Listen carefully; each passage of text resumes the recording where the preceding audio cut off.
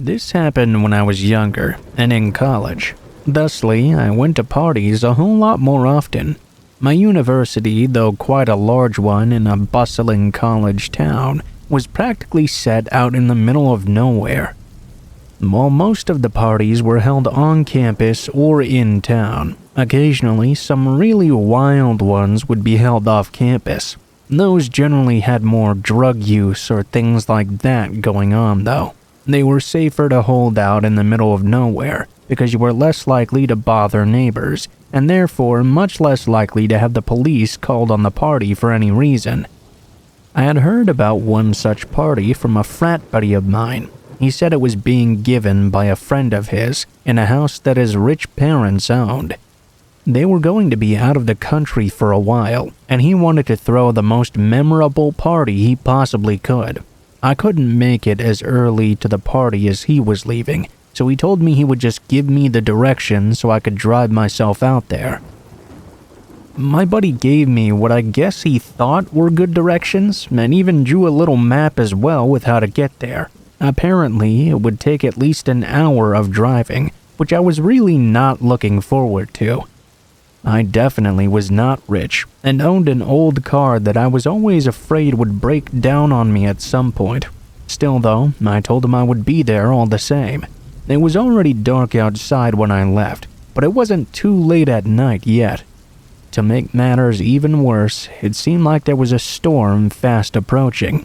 It wasn't raining quite yet, for which I was thankful, but there was plenty of thunder and lightning in the sky. I hated driving in the rain, so I tried to drive a little faster, hopefully to get to the party before the storm fully broke. I was having a really difficult time finding a way to this place though. I knew that supposedly this guy's house was up on a hill somewhere. It was supposed to have been built with a log cabin sort of look to it. It was a vacation home that was barely even used. I guess it was so far out because when they did use it, they wanted to have a feeling of being isolated from the world. There were several times I thought I might have missed the turnoff to head in the right direction. It was hard to see the street signs when it was so dark with no lights. Also, a few times there weren't even any street signs, just roads that wandered off onto a random hill. I kept wondering if the one I'd just passed was the road I was supposed to turn on. I started to think that maybe my frat buddy was not the best guy in the world at giving directions. I finally pulled off on a random road that I was sure was not the right one. The reason I'd done this was because I'd been driving for way too long, and I was absolutely sure I'd missed the turn now. I thought I should backtrack a little bit to make sure. To do this though, I needed somewhere to turn around.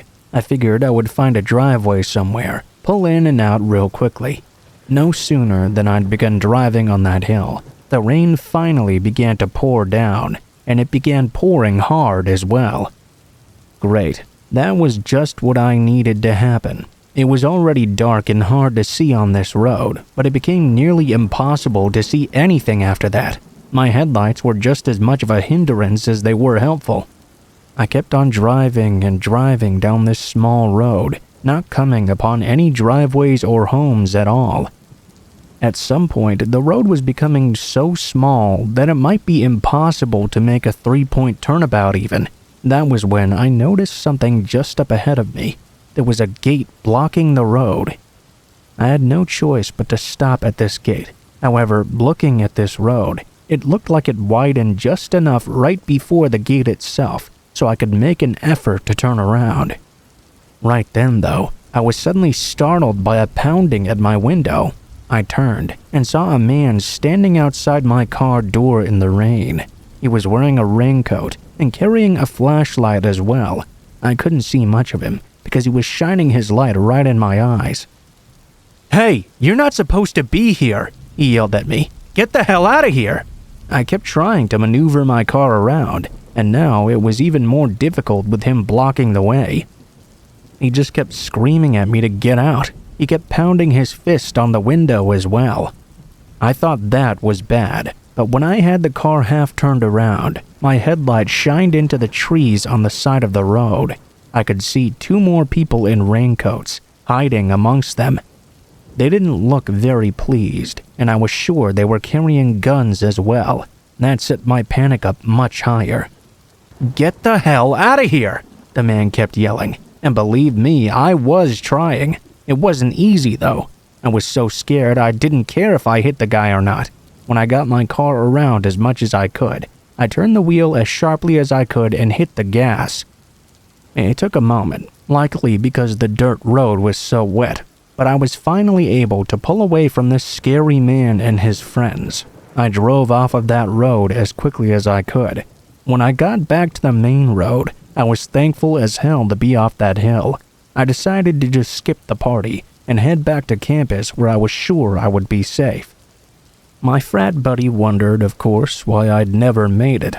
I told him what happened, but he didn't seem to believe me for whatever reason. He thought I'd just decided not to go and was making up excuses. I've told the story several times in his presence, but he never seems to believe me.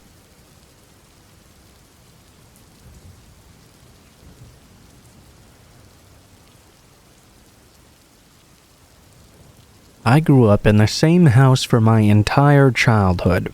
My parents had bought it before I was born, and they lived in it all the way until they passed away. Right now, my siblings and I all share ownership of the house, although no one currently resides in it. I had my own bedroom growing up too. It was great to never have to share a room with someone else. Sometimes, though, it could be a little bit scary to have one's own room. And this story was the scariest thing that ever happened to me in that room. I do remember, though, that although I always had my own bedroom, I changed rooms with my younger sister at some point. My parents didn't tell us why they were making the change at that time. On occasion, I would get a really uneasy feeling when I was alone in this newer room. It would come out of nowhere and just linger on me for a bit. It wasn't ever anything serious, though. When I was 16 years old, I was laying in bed reading. When I got too tired to do any more, I turned the lights off and tried to get to sleep. When I did this, however, that uneasy feeling I would sometimes get came back in full force. For some reason, I had this desire to go and open up my closet door and check in there before going back to bed. It was a little nighttime ritual I had not done in a long time. Normally after I did so, though, I would drift off to sleep with no problem. Obviously, nothing was in the closet when I checked. I went back to bed and turned my lamp off. I laid on my side, which is how I usually slept, facing the window, which looked out into the backyard of the house. I immediately jumped out of bed and screamed as loud as I could. There was someone standing in the backyard, peering in through my window. I couldn't make them out perfectly, but I could see the top half of a human face from the nose up. Whoever this was, they were looking right at me. I switched on my lamp, but by the time my eyes adjusted, the man was already gone out of sight. My mom and dad both came running into the room, asking me what was wrong. I explained what happened to them, and they almost seemed relieved. My dad told my mom that he would go and check out the backyard just to be sure. I wasn't sure what he meant by that. Finally, my mom told me why it was she had switched rooms with my younger sister. Apparently, for a long period of time, my younger sister had complained about some guy watching her from the window. She never saw his full face, just the top half of it, but she always knew he was looking at her. Whenever my dad would go out and check the backyard, though, there would never be anyone there. My parents had chalked the experience up to my younger sister's imagination. They thought if they switched bedrooms, the bedroom I was previously in was on the second floor, that my younger sister would stop imagining things. After switching, she never mentioned a person looking into her window ever again. That was years and years before this happened, and because of that, my parents eventually forgot about it. My dad came back and confirmed there was no one in the backyard. They asked me if my younger sister had ever told me about this before, and I told them she had not. I had never even suspected such a thing of happening. They seemed a bit doubtful, but also freaked out that this had happened again. When I asked my younger sister about this later, she definitely remembered it. She had been much younger when it had happened. but that face was still burned in her memory.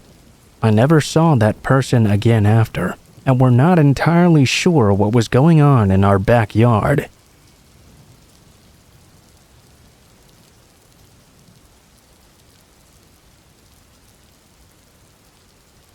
Well, this is probably the worst thing that happened to me in my life. It happened to me when I was simply going out for a walk. I live out in the mountains in a very nice house, and I enjoyed very much taking walks in the wilderness. On this day, I got some water and a little food for a snack in my bag, and set out to go for a walk in the woods. Now, I've done this many times before, so it's very hard to explain what happened. To this day, I still can't even quite find the words to explain it. I was very familiar with the territory I was in. I don't know how this happened, but somehow I took a wrong turn somewhere. I really had absolutely no memory of how this occurred, but I began to notice the wilderness was a lot different than what I'd noticed before. It didn't take me too long to realize I'd gone the completely wrong way. I turned around and tried to backtrack to the area I was familiar with, but turning around and backtracking didn't work. If anything, it made things a lot more difficult for me. Even when I was going back over what I thought was the area I'd previously gone through, I wasn't sure that I really was. Nothing looked familiar, and I became very worried I'd made several wrong turns since then. It didn't take long for me to admit to myself I was completely lost, and this was a very bad place to be lost in. With the mountains and forests and everything in this area, getting lost could be a real death sentence. I wasn't too worried at first, though. I hadn't been out for a very long time, and I felt I could still quickly find my way back to an area I was familiar with. As time went on, though, I found I was not going to be finding my way back home so quickly. I think the more I tried to zone in and find an area I was familiar with, the more I found myself getting lost. As the day got later and later, and I kept not recognizing a single thing, I really began to worry. The biggest fear was when it got dark outside. Despite having no idea where I was already, I knew there would be for sure no way I was going to find my way home in the dark. I didn't have a flashlight on me either, and it would be difficult to see much of anything. As it got darker, I knew I would have to try and settle down for the night. I tried to find some place that would be safe and warm, but that was obviously hard to do as well. I just found the best place I could, and realized I would have to hunker down. This was going to be quite a horrible night, and it really was. Being cold and alone and lost was truly terrifying. I had never had to sleep on the ground before like this. Mostly, I was stuck thinking about how I would be able to get home the next day. I slept very poorly that night, as one might expect. Either way, I was happy to be able to have light again in the morning. I set out, hoping I would be able to find my way to somewhere, anywhere, even a simple road or path. This quickly proved that it was not going to be a winning strategy for me. The second day out in the woods turned out a lot like the first one. Couldn't find anything familiar and couldn't find any signs of civilization. Also, the meager water I had brought with me was mostly gone by now. I knew I would have to find a creek just to not die of dehydration. Just like the first day, it began getting dark before I could do much of anything. For a second time, the night was coming down, and I hadn't made any headway getting out of these mountains. I had to find another place to try and hunker down and keep warm for the night.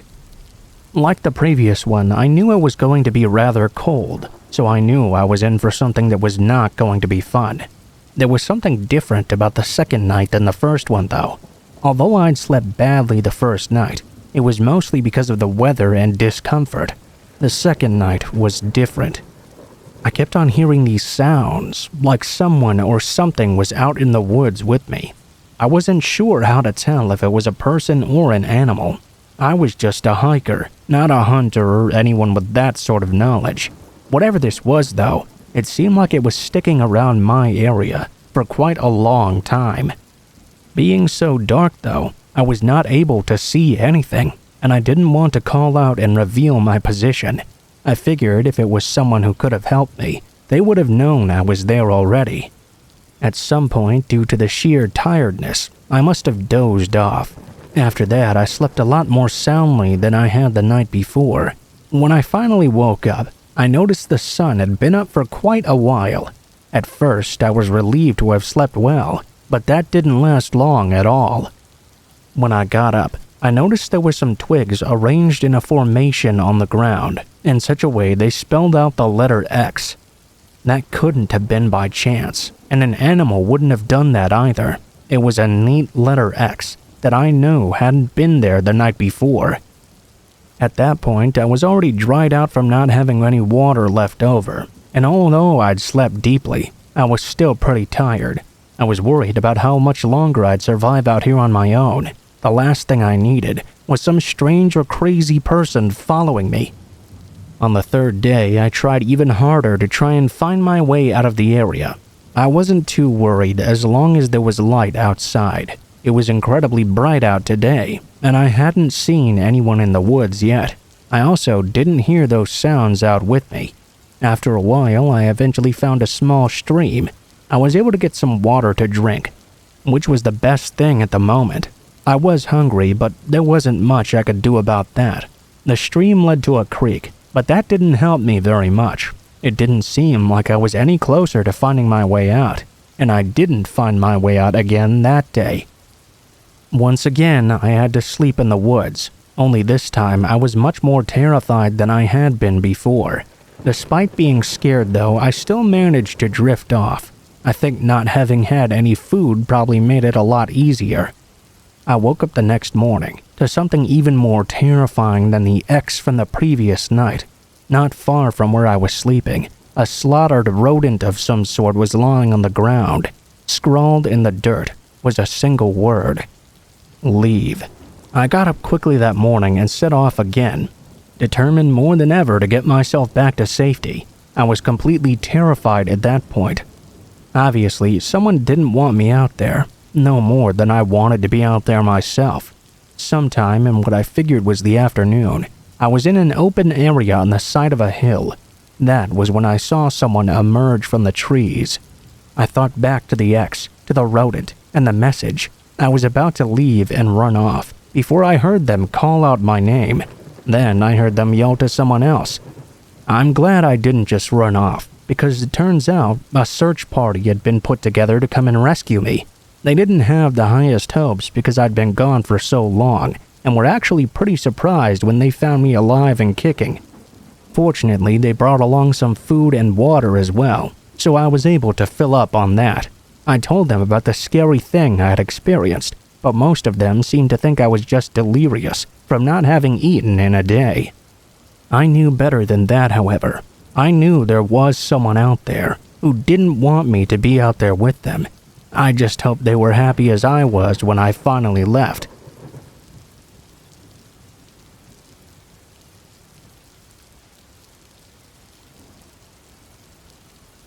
I came home around 12 a.m. to the house I share with 4 roommates.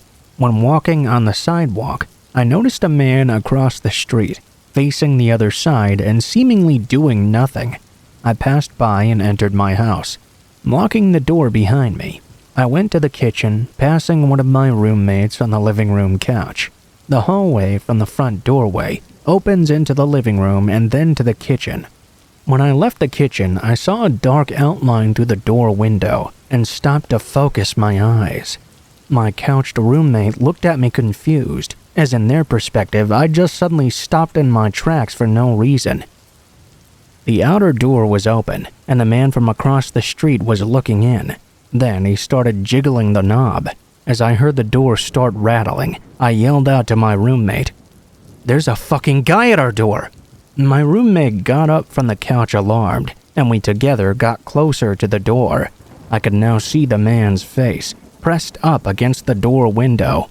His eyes were blank, and he had long, oily hair. His expression made me feel extremely uncomfortable. It was almost as if he was simply staring through us, with no recognition of us even being there. My roommate called down to the basement to make sure the door leading to the backyard was locked. I got closer to the man as he kept trying the handle to go upstairs and alarm my other roommates. When we came back down, the man was no longer at the door. We peered out the window, only to see him standing in our walkway, looking across the street again. Reflecting on this, I'm happy I remembered to lock the door, because often I'd forget, and spend the night with the door unlocked. I can just imagine if the door was the same that night, and he'd stepped into our house. I wonder how the event would have went. I still think about how he probably would have walked through the hallway. My roommate on the couch would see this stranger in our living room. Surely would have scared the shit out of him. Most likely the guy was drugged out by the way his expressions was, and who knows what people on drugs' motivations may be.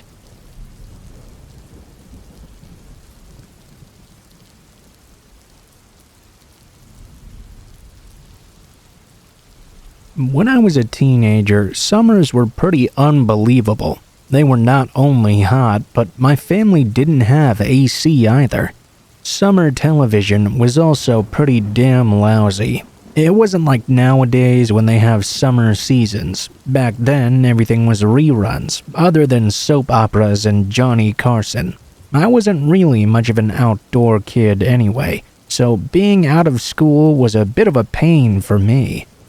I mostly had to use my summertime to just read. I started reading a lot of stuff like Stephen King, which I tended to read pretty late into the night. It's weird remembering how things used to be back then. I mean, laying on the couch in the living room all by myself, usually with the lights off except for a single lamp behind me, reading a horror novel hours into the night. I would generally be getting a little sweaty too. That's the part that gets me the most nowadays. I didn't even think much about all the sweat back then because I was always sweating in that house. But if I was like that today, it would really disgust me. On the night this happened, it was about midnight or so. I was laying on the couch in the living room, doing some reading. I had seen a few clashes of lightning outside, and heard a few cracks of thunder on the way as well. I figured a storm was rolling in, and there might be a drop in the air pressure outside. Might be a good opportunity to open up the windows in the living room for a moment and cool off. It took a while after I opened them, but as the storm got closer, the room did begin to cool off. It felt so good to me. I was also going to have a nice storm to accompany my scary book I was reading.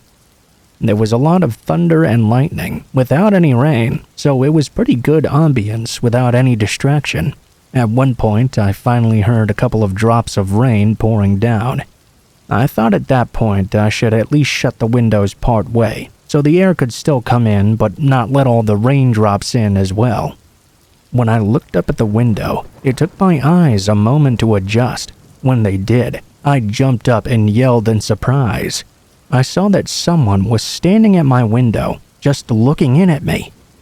It was a man, and it didn't seem like he was going to just leave now that I'd noticed him. He reached up and started fiddling with the screen of the window. He quickly removed the screen, and then began trying to crawl in through the window. I screamed for my dad at the top of my lungs. The guy somehow made his way in like a contortionist and came straight at me. He was holding a knife. I had nowhere to go. I felt my back against my chair, and the man was rushing right towards me. He grabbed me with his hand, but I grabbed his wrist as well, preventing me from being stabbed for the moment at least. The man actually seemed surprised I was putting up a struggle. I guess that occupied his mind enough that he was distracted and didn't hear as my dad came out of his bedroom with his gun. He shot the man who was trying to attack me with the knife, and the guy dropped the knife and fell down. He gripped his gaping wound. I grabbed the knife and ran over to my father. My mother was already on the phone calling the police. I was surprised my dad reacted so quickly to what had happened. He explained to me that he had been watching the news, and there had been several homes broken into in town.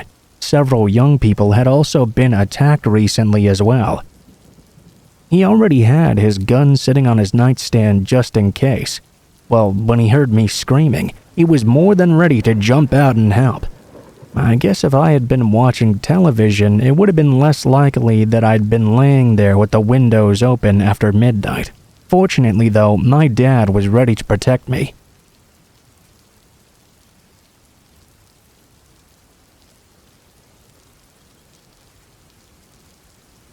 I started walking to the store every day for that day's groceries. It was my way of trying to get a little bit of exercise in.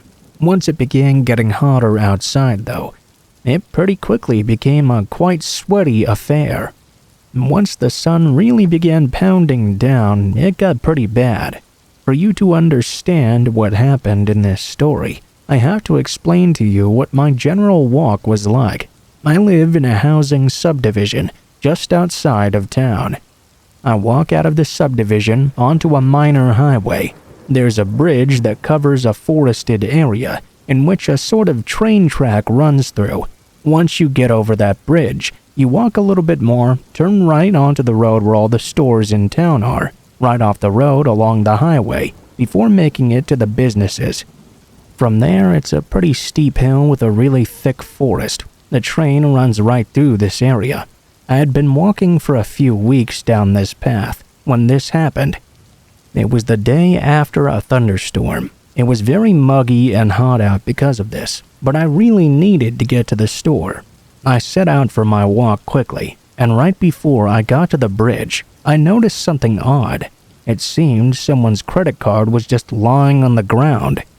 I really didn't want to touch it because it looked grimy, so I left it there. I took a few more steps though, and that was when I saw what was very obviously someone's driver's license or state ID card. This was also pretty grimy, but I was curious as to what was going on here. I took my foot and turned it over gently. It looked like a teenager. I read the name, but again I did not pick up the card.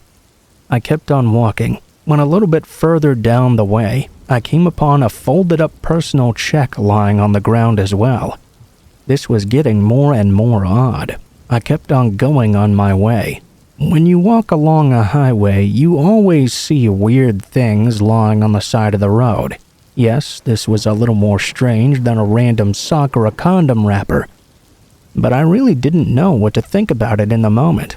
I recalled the credit card I had seen was a PayPal MasterCard or something. I remembered that because I'd never actually known such a thing even existed.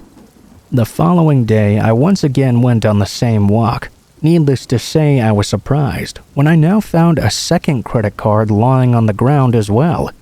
It was just before I got to the bridge. This one was an American Express card. I started thinking that maybe I should pick up these cards and find who they belong to, see about getting them back to them. Truthfully, I didn't want to touch them though. If all the cards belonged to the same person, I could only think that maybe they must have canceled them all or something and were throwing them away randomly. I put it out of my mind and went on my way. I went out the next day, immediately thinking about those credit cards and wondering if I was going to come across another one. It seemed a bit unlikely, but I kept thinking about what was going on here. Lo and behold, I did come across a third credit card, and then even a fourth placed along the path. During the walk, I flipped them over again. This time, I noticed they were all the same name. That name was also the name that was on the state ID card I had found on the first day. I decided to check around to see if that initial card was still lying there. Eventually, I found them all. I put them into a Ziploc bag and decided to stop at the sheriff's office on my way home. I would drop them off there just in case someone had been looking for them. While turning those cards into the police, at a reaction I had not expected. They had a lot of questions for me. They asked me where I'd found them, when I had found them, did I know the guy they belonged to? Where was I the night of the thunderstorm that had hit before this all happened? It was a lot of questions for something I honestly thought would be a simple good deed. They explained to me after I answered that the man who had owned the cards had gone missing the night of the storm. He was a teenager who worked at a local fast food restaurant, and he'd never come home from work. His parents had already reported him missing, having told the police where I found all the cards. They went and checked out the forest around the train tracks. They found the boy's body. He had obviously been taken and thrown down the hill on the side of the road. He had been lying there since the night of the thunderstorm. They think he accepted a ride home from a stranger that night, and that ended up being the worst mistake he ever made. I feel myself occasionally feeling really guilty about what happened, although I couldn't really have helped the guy at all, even if I had reported the car to the police several days earlier. At least the parents could have known what had happened to him in the days before they found his body. The thing I'm not sure about, though, is how those cards kept appearing every day I went out on my walks. I guess I'll never know.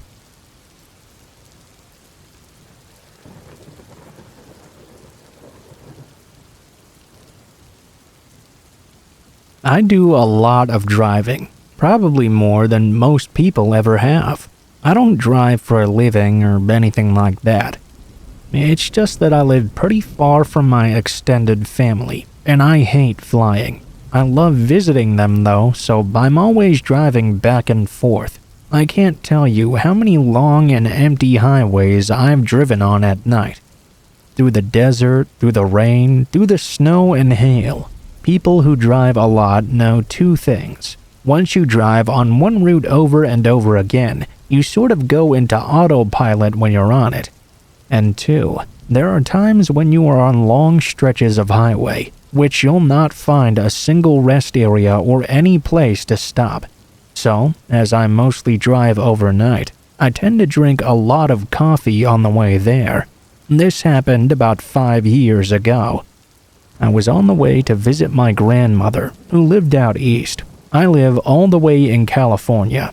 I was out driving at night, drinking my coffee as usual, when I realized I had to go to the bathroom really badly.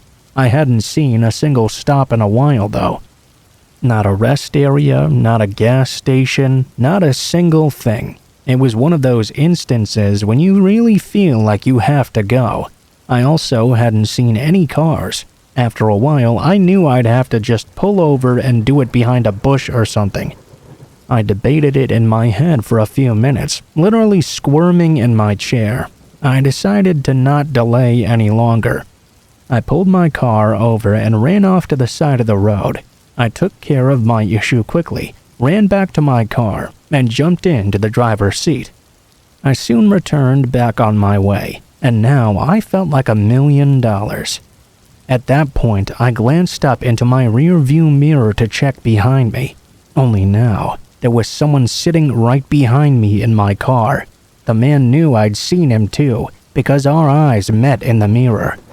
He looked like a vagrant, gruff and dirty. His eyes remained locked on mine for a moment. Before I could do anything, the man leaned forward and pressed something up against my neck. I knew it was a knife. I began panicking and wondering how this guy had even gotten into the car. When had he done it? He had to have been there since my last stop when I took my bathroom break. I guess I was just lucky that I had to stop and go to the bathroom exactly where someone had been waiting for a driver to come by.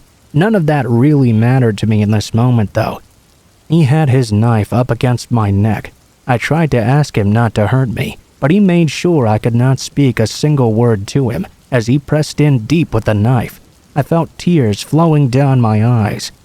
I was sure this man was about to kill me. Instead, he told me to slowly reach into my pocket and take out my wallet. I did so and slowly handed it to him. He took my cash out of it, and my credit cards as well. I guess he was pretty happy about the amount of cards in there. Plus, I had about $500 in cash too. After he removed everything, he threw my wallet into the front passenger seat. He then instructed me there would be a turn coming up on my right, and a few miles down the way. I was to take this turn with him. I did so, and drove down the very lonely and dark dirt road, not knowing where this psycho was taking me, or what he would do to me when we arrived. Eventually, I came up to an old beaten-up trailer. It was like something from a horror movie, like Wrong Turn or something. I expected him to get out and kill me. He did tell me to get out, and I did so as well. He followed, and I prepared for the worst. He reached into his car, pulled out the wallet, and threw it at me. Then he got on a motorcycle and told me to wait 1 hour before leaving. He said if I didn't, he would kill me the next time he saw me. Then he drove off. I waited for an hour and drove to the police. I reported the guy and what happened. He hadn't done anything with my credit cards, so I figured he had only taken them to make it harder for me to get the police on his tail.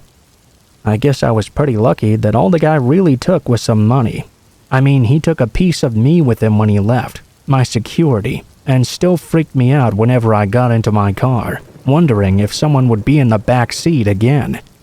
Whenever I tell this story, I always wonder how long he had been waiting there for someone to come along, and how long he had been waiting in my back seat to do what he did.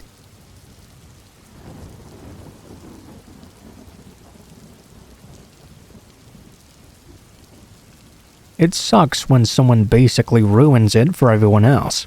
I like to believe that people are mostly good. However, there are people out there who try to take advantage of that idea. Those are the worst kinds of people. I work a second shift job at a call center. I like it because I'm a night person anyway, but the greatest thing is that there's no traffic at all going home. I can just shoot home as quick as possible when I'm done with the day. Not having many cars on the road, though, backfired on me once. This night, I was really exhausted. However, because I was on the freeway, I noticed up ahead that someone was pulled over. It appeared that they were working on their car. I'm sure we've all seen it at some point. We all wonder if we should stop and help. If it was busier, I probably wouldn't have bothered.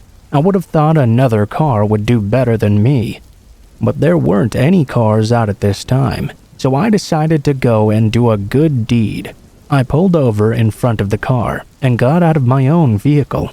I asked the person, who looked like he was trying to change his tire, if he needed any help. I walked over to his rear passenger side door. He was in the process of jacking the car. He waved me away while he was working, and when I didn't leave immediately, he turned and ran away. I was a bit surprised at first, until I looked into the passenger seat of that vehicle. There, I saw a woman tied up and gagged. I grabbed my phone and called the police immediately. I had turned my back on the man in the moment, though. He struck me from behind, knocking me out immediately. The very next thing I remembered was coming to. Police cars were surrounding the area and had pulled up to the car with the flat tire. The car was still there, but the man and the girl were gone. My car was also gone too. It didn't take long to find out what had happened. It turned out that this had been going on for a while. The girl in the back seat wasn't even a real prisoner. Apparently, she was an accomplice, and it was a scheme to steal my car. The guy was a fugitive and wanted for murder, so he and his girlfriend frequently tried to change their vehicle. Mine wasn't found for days. When it was found abandoned, of course. My registration was missing from the glove box. It had my address on it, so the whole thing made me feel very uneasy. I was never aware if the people got caught in the end. Plus, they knew where I lived now. If the guy was wanted for murder, I was a witness, so I didn't know if they would come back and finish me off or something. They never did that, obviously, but it took a long time for me to feel comfortable again.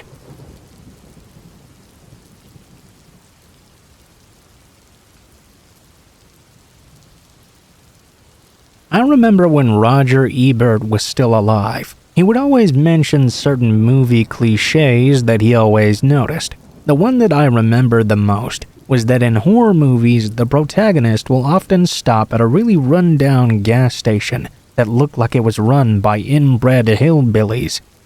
He felt that was very unrealistic. Now, while I think that may be mostly the case, I've seen some pretty awful gas stations in my day. This took place in the 70s. I had rented out a cabin to spend a week's vacation in. Oh, yeah, this was also before all those movies came out with the cabins in the woods and all that. I thought I'd get away and work on some poetry in the comfort of nature. The only problem was, I got lost on a lot of the roads that got you off the main road. They were unnamed mostly, and the one I was looking for I also found out was one of those unnamed roads. So I ended up being lost for a couple of hours, down a road that had a sign that pointed me to a gas station. When I pulled up to the station, I was immediately nervous. It was exactly like the sort of thing you would see in a scary movie. It was just a rundown shack really, with one dirty fuel pot. At first, I thought it was abandoned, but then I noticed an old man in a rocking chair on the porch. I figured the man would at least be able to give me some directions, so I parked on the side so as to not block the way. I got up and walked to the porch, asking the old man if he worked there. He gestured for me to walk into the building, and I did so. I was actually shocked that such a place could even exist in real life. The walls were evidently actually rotting. They actually had a small sandwich case as well. I wouldn't have thought anything of it, except that they were giving it to me for free. They also had a cooler with drinks and lots of candy and chips. At the counter was a very creepy-looking individual whose clothes were very dirty and had an ungroomed beard as well. One of his eyes was closed, which I later learned was because he did not have an eye in that slot. I went up and asked him if he knew where the road I was looking for was. He scowled and asked if I was going to buy anything or needed some gas. I told him I'd probably pick up a drink, but more than anything, I needed some directions. I explained where I was going. The man seemed familiar with the area, so he told me how to get there. I thanked him and left, completely forgetting I told him I was going to buy something. I heard him swearing under his breath. I tried to hurry and get away from the place. Maybe it was rude that I didn't buy anything, but I just felt uncomfortable when in there. When I got outside, I noticed two things immediately. First, the old man in the rocking chair was no longer there. Second, he was over at my car door, which was now open. He was rummaging through my things. I figured that was why the cashier was upset I'd left immediately, without buying anything. His friend was apparently trying to rob me. I yelled at the guy and approached him. He heard me coming though. Right when I was about to grab him and pull him away from my car, he reached out and slashed me with a pocket knife. It hit me right on the arm. I yelled and gripped my now bleeding arms. He now had something in his hands from my car. He took it and ran back to the store. I decided I needed to get the hell out of there. I'd have to find a hospital as well. I got in my car and drove off. It only took about 20 minutes though, before I saw a police car behind me. Its lights and sirens went off. I pulled over, and the officer got out of his car and ordered me to get out of mine with my hands up. I didn't know what that was about, but I did what I was told. I yelled at him and said I needed to get to a hospital because someone had attacked me with a knife. The officer arrested me without telling me anything. He took me to jail, and I was in a cell for several hours before anyone told me what was happening. Apparently, right after I left, that gas station worker had called the police and told them I'd robbed them. That's when they confronted me. Apparently, I'd tried to attack them, and the guy had cut me with a knife to defend himself. They claimed I tried to steal a hunting knife from them. I realized then that that's what they'd stolen from my car. That hunting knife helped me a lot actually, because it happened to be an engraved present from my father. When the police confronted the guys with that information, they knew that they had lied. By the time they released me and got me to a hospital though, I had already picked up an infection in the wound. I remember seeing them bringing the guy in with a missing eye on my way out though. He grumbled to me, "My cousins know where you're staying." I cut my losses, went to the hospital, and then drove home. I never even got to see the cabin I'd rented out.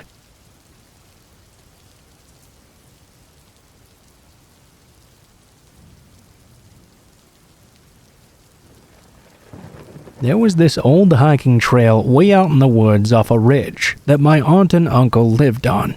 It wasn't even like an official trail or anything like that. It's just that ever since anyone could remember, there was always a walkway through the woods that grass never grew over for whatever reason.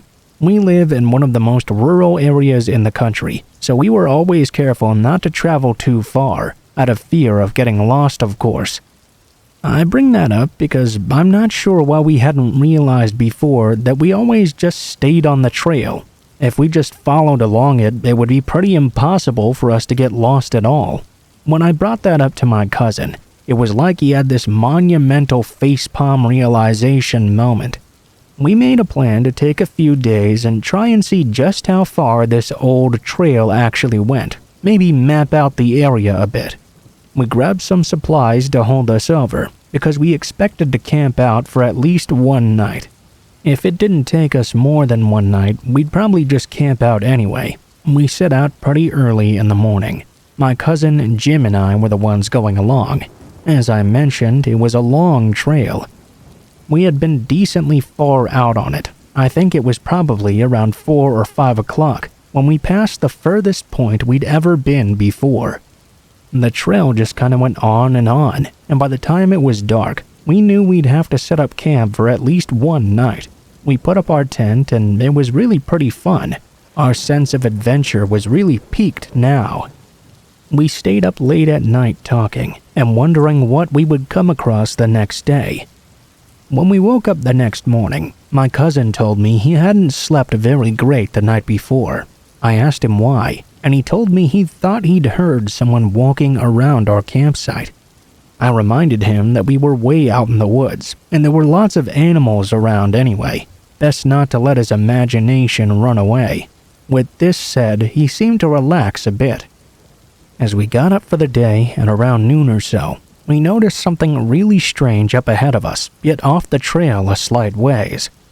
As we got closer, we realized it was one of those small silver Airstream trailers. It was really old, and we assumed it was abandoned. We went up to it. I wanted to take a closer look and maybe go inside. Jim didn't want to have anything to do with this. He kept telling me that I didn't live in the country and didn't know there were still people who lived way out in the hills like this. I didn't care though. I was positive it was abandoned. I told him I would knock on the door first at least. I knocked on the door and waited. No answer. I knocked again and again. Still no answer. I grabbed for the door latch with Jim protesting the entire time. I pulled up the latch and was immediately hit with a nasty smell. I stepped up into the extremely hot trailer. It was a tiny one-room affair. Against one wall was a makeshift kitchen and a counter. The near wall had a bench on it where there was a tiny bed. At the far end was a tiny door. I guess that must be to a toilet or something. There were filthy clothes everywhere. There were nasty dishes in the sink and the counter as well. I didn't figure the smell was coming from the clothes or the dishes though. I thought it was coming from the toilet area. I guess that made sense why that would smell. I knew I shouldn't open the door, but my curiosity drew me towards it.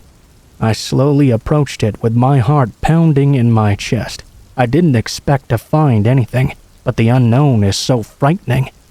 I heard a noise behind me and turned to see Jim step into the trailer. He was put off by the smell as well, but admitted his curiosity had gotten the better of him. I turned back to the door and slowly pulled the latch. Yeah, there was a small toilet inside, but that wasn't what was causing the smell. Instead, there was a decaying corpse in the bathroom. I almost felt like vomiting. I slammed the door shut, leaning against the wall for a moment. I heard Jim frantically calling my name around me. I turned around and saw him holding his Swiss Army knife. "That's my knife," Jim said. I asked him where he'd found it. It was laying on the counter apparently. He showed it to me and showed me the engraving on it as well, so we knew this had to be his. We put 2 and 2 together and realized somebody must have stolen it from his pack last night. Whoever that person was had brought it back to this trailer. And whoever lived in this trailer apparently lived with a corpse in his bathroom. We hurried and got out of there as quick as possible. We hustled. We didn't set up camp that night. Instead, we kept going the entire way. We were half dead when we got back to the house the following morning, but after that experience, we knew there was no way we would have gotten any sleep anyway.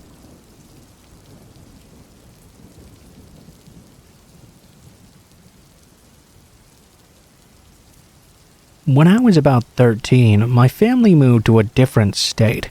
We were one of those families that moved around a lot. We didn't even stay at this place very long, a year at the most. I really liked this house though. There was a brick ranch on top of the hill. The yard itself was huge, maybe a whole acre or so. Had an old shed, an old doghouse, and some fruit trees as well as a garden, and we really liked it.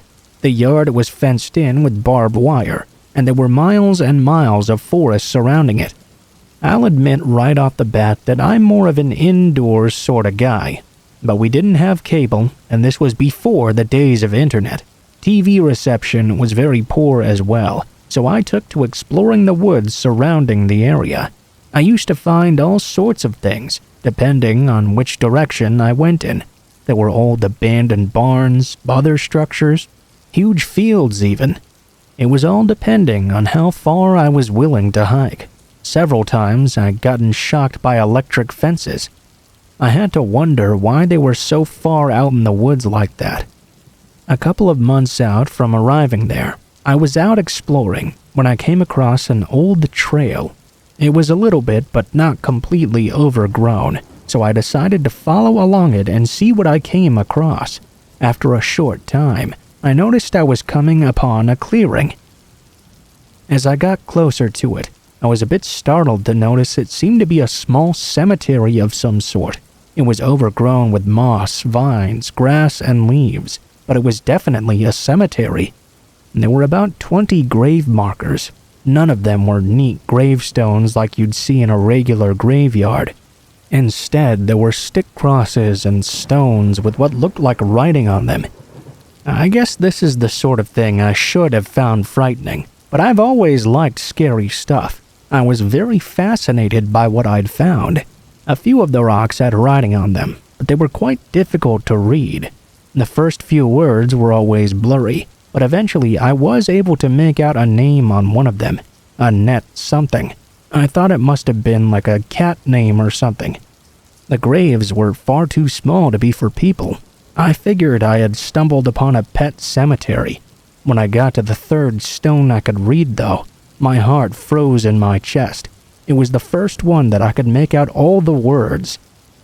Right then, I realized what this cemetery actually was. It read, "Future grave of Kimberly, killed in her sleep." I was able to read a couple more of them. On each one of them, it seemed to be a future grave of someone, and listed the way that they would be killed. It was the strangest thing I'd ever seen in my entire life. Of course, I was freaked out, but I didn't want to leave right away either. I read a few more, then decided to get the hell out of there. It was a few months later on TV. It gives me chills to this very day. A man whose name I will not give out was denied parole. He had been arrested for the murders of 2 women. Their names were Kimberly and Antoinette. I immediately remembered that graveyard. I wondered if this was the same guy who'd made that graveyard. I wondered if he hadn't been caught. How many more people had he been planning on killing? There were about 20 graves there already, and who knows if he would have ever stopped if he arrived at that number.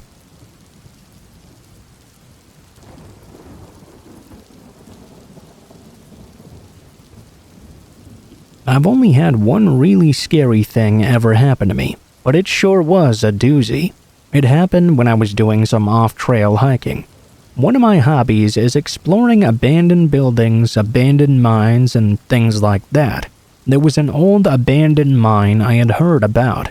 I had been wanting to check it out for a while. I delayed it though because it was going to be quite the long hike to get there. I finally got some time to do so, and decided to go and check it out. It was a late 19th century mine, so I had always been worried about it collapsing or something. Mostly, I was worried it would be difficult to find. I was able to get a map from another explorer online though, who said he had already been there. There was a trail I had to follow for quite a while, but the quickest way to get to my destination was to go off that trail. In fact, the map I had received told me to go off at a certain point. I was pretty fortunate not to get lost. At one point though, I heard some noises and saw some movement off in the distance as well. I got quiet, hoping to see a deer or something. However, what I saw instead was a man who was walking towards the trail. He was a pretty big man too, like a biker, wearing denim with multiple patches on it. He had to be about 6'6". I don't even want to take a guess on his weight. Normally when hiking, if I see another hiker, I'll make contact with them to be friendly, but there was something about this guy that really freaked me out. He seemed to be very out of place here. Instead, I crouched down and waited until he was already gone. I went on my way, and it was probably a good 2 more hours before I made it to the mine. I was very excited. Outside the mine entrance, there was a crumbling old building. It was gray and made of rotted wood. I was very curious about it, but I decided to check out the mine before I did that. The mine itself was pretty fascinating, but only if you're really into that sort of thing. I spent some time exploring it, then set off to go back. On the way out, I remembered I had wanted to check out that building outside. I was a bit concerned too, because it looked like it could crumble apart at any moment. If I decided it was too unstable, I could just take a simple look inside, then leave immediately. I opened the door and almost immediately fell over in shock. There was a teenage girl in the shack. She was cuffed to an old stove and gagged as well. I was way too freaked out at first to know what to do, but then I realized I had to go ungag her immediately. She started panicking, telling me she'd been abducted nearly a week ago. It had happened as she was leaving a biker bar. Honestly, I didn't stop to think that it was weird a teenager would be in a biker bar to begin with. Anyhow, the guy knocked her out and brought her to this old building. She begged me to help her get free, and of course I did so. I searched through my belongings and found something to pick her handcuffs. They were single lock cuffs, so I was able to free her after some considerable effort. Of course, she was still panicked and did her best to run out of the building right away. I was able to calm her down a bit, enough to ask her when the guy who kidnapped her was last there. She said it had been about 5 hours earlier. She then described the man to me, and I realized it was that same big guy I'd seen earlier. I told her he seemed to be sticking to the trail, and I knew a different way to get out of the area off trail. I knew she had gone through a horrible experience, and was terrified that she would have to be as quiet as possible. She told me she understood, but as we left, I had to keep slowing her down, telling her it was essential we remain as quiet as possible. I kept worrying that when we got back to the place where I went off trail, we would run into the guy right there. I kept a firm lookout for the man, hoping to see him passing us towards the mine, so we knew we'd have more time to get away.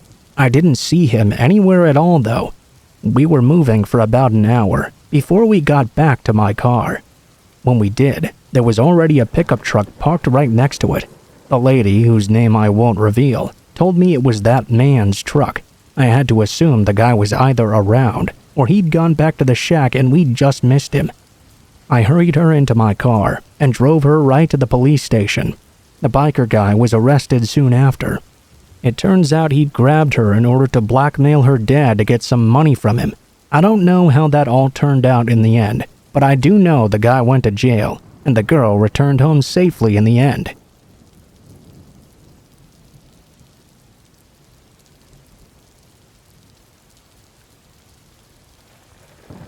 I heard it one night, and it quite startled me. I was laying in bed just reading a book. I began drifting off slightly when I started to hear a strange knocking on the floor. Needless to say, I was a bit surprised. I tried to calm myself down a bit. We lived in a really old house, so it wasn't unusual to hear all sorts of noises in the night. I went back to reading my book. Just a few minutes later, though, I heard more knocking on the floor. This time, I noticed something that really scared me, though. It was a rhythmic sound. That worried me, because it made me believe the knocking noise was being made by a person. I was extremely scared and was also 16 years old at the time. I was the only person in the home who had a bedroom on the bottom floor. I wasn't going to go into the basement and check it out by myself. However, I also wasn't willing to go and get my parents up either. Instead, I sort of just curled up in my bed in fear and slapped some earplugs in my ears. I read a little bit more, and until I went to bed, I convinced myself that it was all in my imagination. The following day, I told my parents I thought there might be a ghost or something in the house.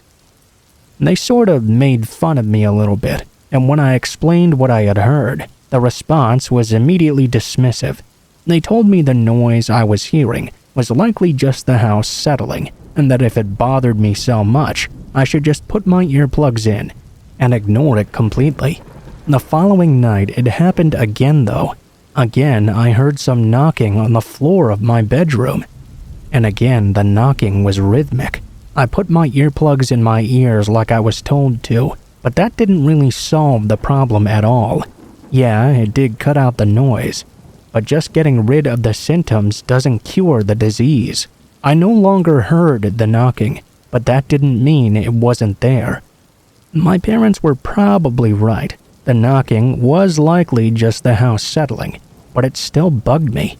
I didn't mention that it happened again to my parents the next day. I really wanted to, but they were both very matter-of-fact people, and I knew what their response would be right away. Instead, I kept it all to myself. The following night, I was staying up reading a book again.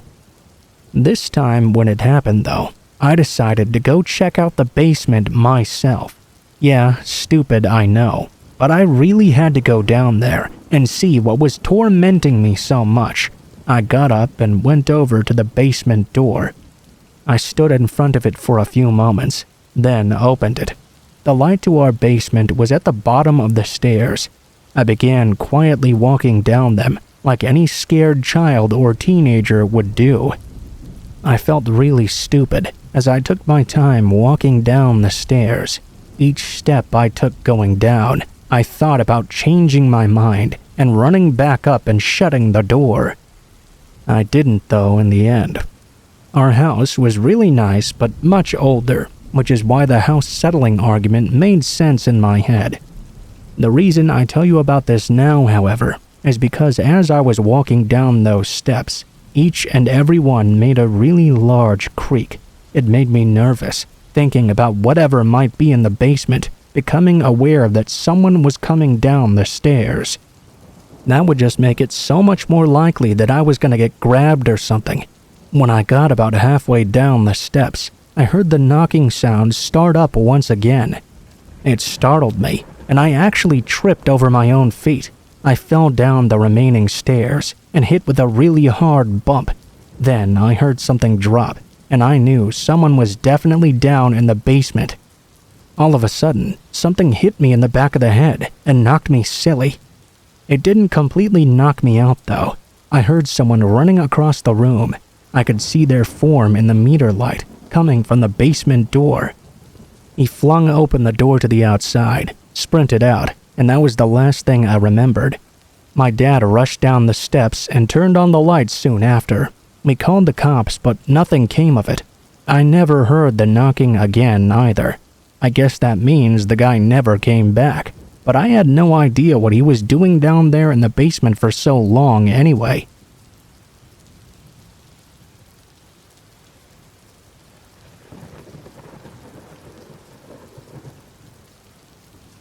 There was a period of about 3 years where my family took yearly vacations to a nearby state park.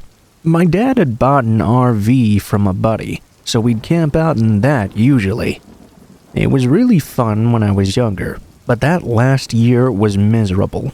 I was almost 14 by then, and hanging out with my family was the last thing I wanted to do at that age. It was spring break, and all my friends were already going to places like Florida. I did anything I could think of to pass the time. I remember sleeping a lot, and going on a lot of walks as well. I was just bored to death sitting around camp waiting for bugs to bite me. I did meet a few girls my age, but they weren't able to hang out much. We'd been cramped up for about 4 days when I ran into this cute older guy. He told me his name was Steve and he was 19. A group of his friends had invited him along for the holiday, but they all had to leave early apparently. He'd been spending his days drinking beer and fishing. Being deceitful and immature like I was, I lied and told him I was 17. When he asked me if I wanted a beer, I accepted quite quickly. I'd never even tasted alcohol at that age, but I just wanted to look cool. We walked through a small clump of trees separating the two camping areas and to his tent. He pulled out a can of beer from a cooler and handed it to me. It tasted so bad I almost spit it right back in his face, but somehow I managed to choke it down. He and I sat down at the picnic table and continued our discussion. Although I hated it, I kept on drinking the beer. Halfway through a single can, I already had a kind of buzz going. Of course, at that time, all I knew was that I felt really good. The taste began to improve with every sip, and before I knew it, I was already drunk. By the time I'd finished the first can, Steve had popped a fresh one open and had it ready for me. I started taking bigger and bigger drinks as the minutes passed by. I could tell I'd started acting like a total idiot. I also began feeling very tired and laid my head down to listen while Steve talked at me. I guess at one point I must have passed out altogether. I remember raising my head up at one point and saw Steve standing a few feet away talking on his cell phone. I laid my head back down, but woke up again soon feeling sick. It wasn't long before I was throwing up everywhere. I was so embarrassed. I kept blaming it on food poisoning, and he was holding my hair back and laughing. This took place over a period of hours, but it all seemed to happen in just minutes, and this is when things started to go south. I had just finished puking and was in the process of wiping off my face when a car suddenly pulled into the camping spot. I assumed one of his friends must have returned. It was starting to get quite dark, and I knew my parents would start missing me soon. I'd left for a hike just after lunch, and now I was terribly embarrassed and just wanted to get away. In my mind, I was sober enough to get past my parents. Steve was standing at the car talking to another guy his age, it seemed. I took my chance to slip away. I said goodbye and thanked him for the beers, but he called out to me to wait a bit. He suggested I stay longer and have some water so I could sober up some more. He was talking toward me the entire time. I thanked him but said I needed to get back soon. I could even hear my parents calling out for me through the trees at this point. I turned again, but only took about 3 steps before I felt someone grab me from behind. It was Steve. I asked him what the hell he was doing, but he didn't say anything.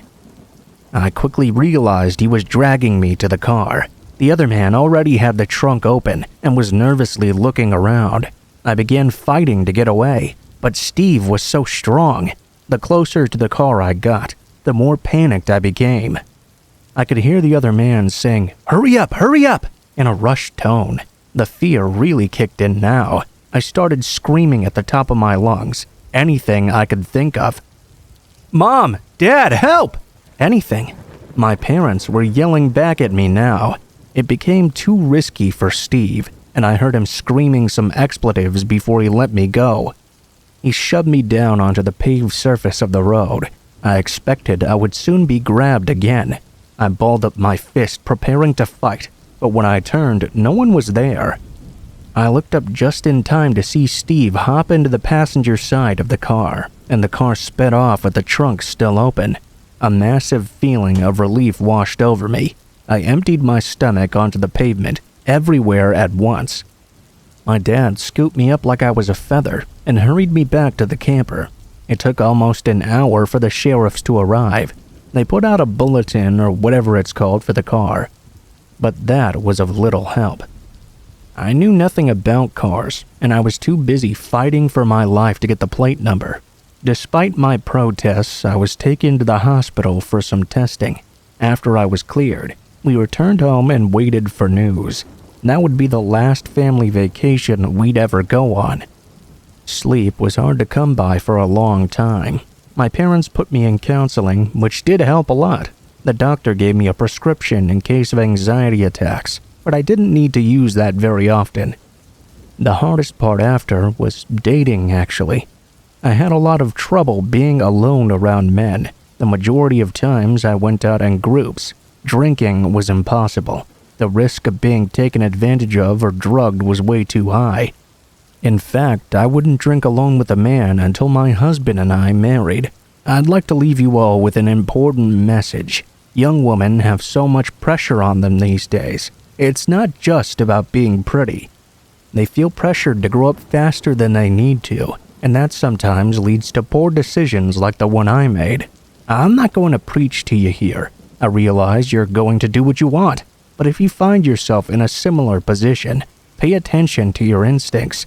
They rarely lead you wrong.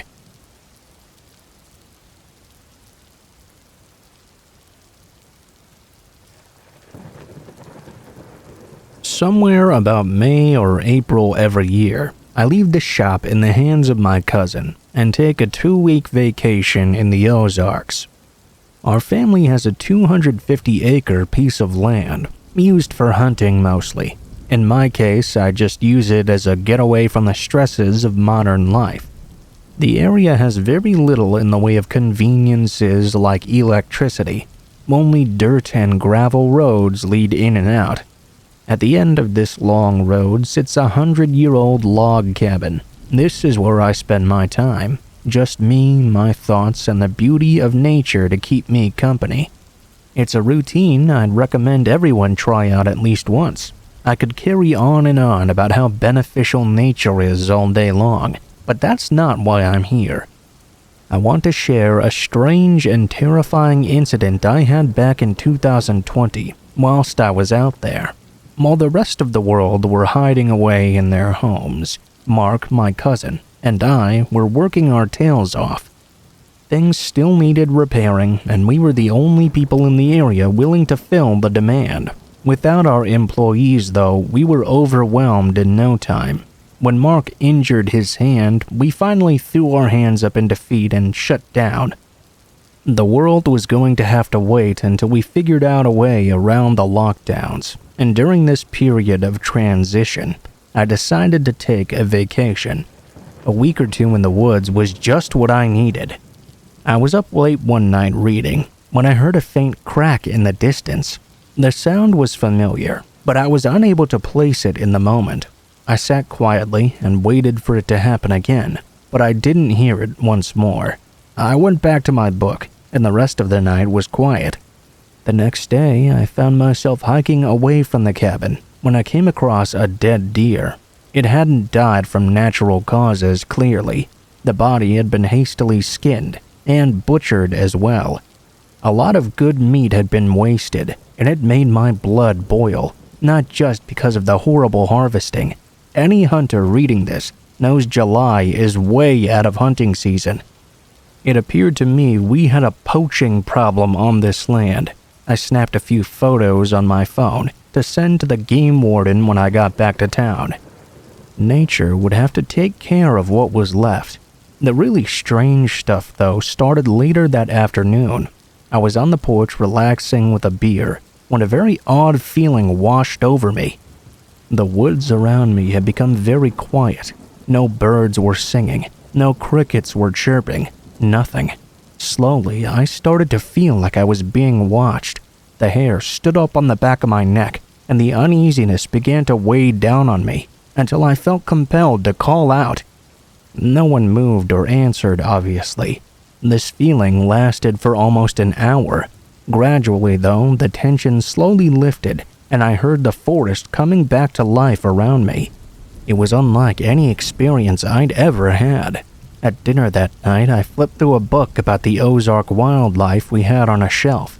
My visitor had probably been a common deer, but black bears and lions were also a possibility. The last two were said to be very rare in my neck of the woods, though. That said, wildlife has its own set of rules and goes anywhere it pleases. I wasn't too worried about any deer, but the others were very capable of killing me in a heartbeat. They also tended to be very shy of people, though. I had 3 days left of my stay, and I figured if I kept my eyes peeled and stuck close to the cabin, I'd be completely safe, and so that was my plan. For some reason, humans hadn't even crossed my mind, despite just finding a kill the day before. As a general rule, people are loud and easy to spot, and only a very seasoned woodsman can stay invisible in the forest. No matter the circumstances, I was determined to enjoy my remaining time. I was up early the next day as usual. I'd had breakfast and was filling a bucket from the well when another crack soon came, a second later quickly followed by a ricocheting noise. And that's when it clicked for me. I was being shot at right now. The noise was the sound of a suppressed rifle. I dove behind my truck, which was parked nearby. I was kicking myself for not recognizing that the first night. Even though silencers are not very common, I do have friends that own them, so I know what they sound like. They're used for hunting, but the practice is more common in Europe than here. Contrary to what movies might make you think, suppressors don't make your gun silent. All they do is drastically reduce the sound of the gun. The actual action of the gun opening and closing, though, still makes a pretty loud clacking noise. None of that was important in the moment, though. Once I made it to cover, the shots stopped immediately. I was unsure as to where they were coming from, and I had no other choice but to try and escape some way. I was next to the truck already, so that's the option I chose. As quietly as possible, I opened the driver's side door and crawled into the cab. I put the keys in the ignition and started the engine. I expected the shots to start again, but they didn't. I wasn't willing to stick my head up and get it blown off, though. Luckily for me, I had a straight path to the road. I yanked the transmission into gear and pressed the gas pedal with my hand. The most I could do was hold the wheel straight and hope I didn't crash into a tree. Not the easiest way to drive, that's for sure. After I got about 100 yards down the road, I quickly peeked over the dash. I didn't dare to expose myself any longer. A precision shot with a rifle could hit me about 300 yards out without much trouble. I continued driving like this until I was sure I was well out of range. At that point, I sat up in the seat and drove as fast as possible to the sheriff's station. When I arrived, I let them know they had a crazed poacher sniper on the loose. They were a lot calmer than I expected, and far more prepared than I thought they would be as well. The sheriff called in a nearby county to assist. They got together and planned out an operation quickly and professionally. I stood a few miles away while they cleared the area piece by piece. I was only allowed in after they were sure the person had fled. In my absence, he'd shot out the windows of the cabin, and there were several holes in the doors as well. I grabbed what I needed and returned home. It was all in the hands of law enforcement now. I was expecting a call within a few days updating me, but I heard nothing. After 2 weeks, I couldn't wait any longer. I contacted the sheriff and left a message. They called me back to say they had yet to capture the subject, and those exact words. They had found signs of old camps, but he hadn't been seen in almost a week. Missouri law enforcement had also been notified. They were monitoring their side of the border, just in case he crossed over into their state. That was the last time I had any real information. I suspect they may know more about this than they're telling me. There are thousands of acres out there for him to hide in. If he's as experienced as I think, they may never find him. I check in every month or two, and I'm always told I'll be notified should anything change. Now that life has returned to normal, though, my cousins are planning to hunt the upcoming fall and spring seasons at that cabin. They went out to make repairs earlier this year, and they saw no signs of the guy in the area. For their sake, I hope he really is gone for good. That's about all I can tell you until he's finally found. Why he even did that in the first place, though, will remain a mystery to me until we do.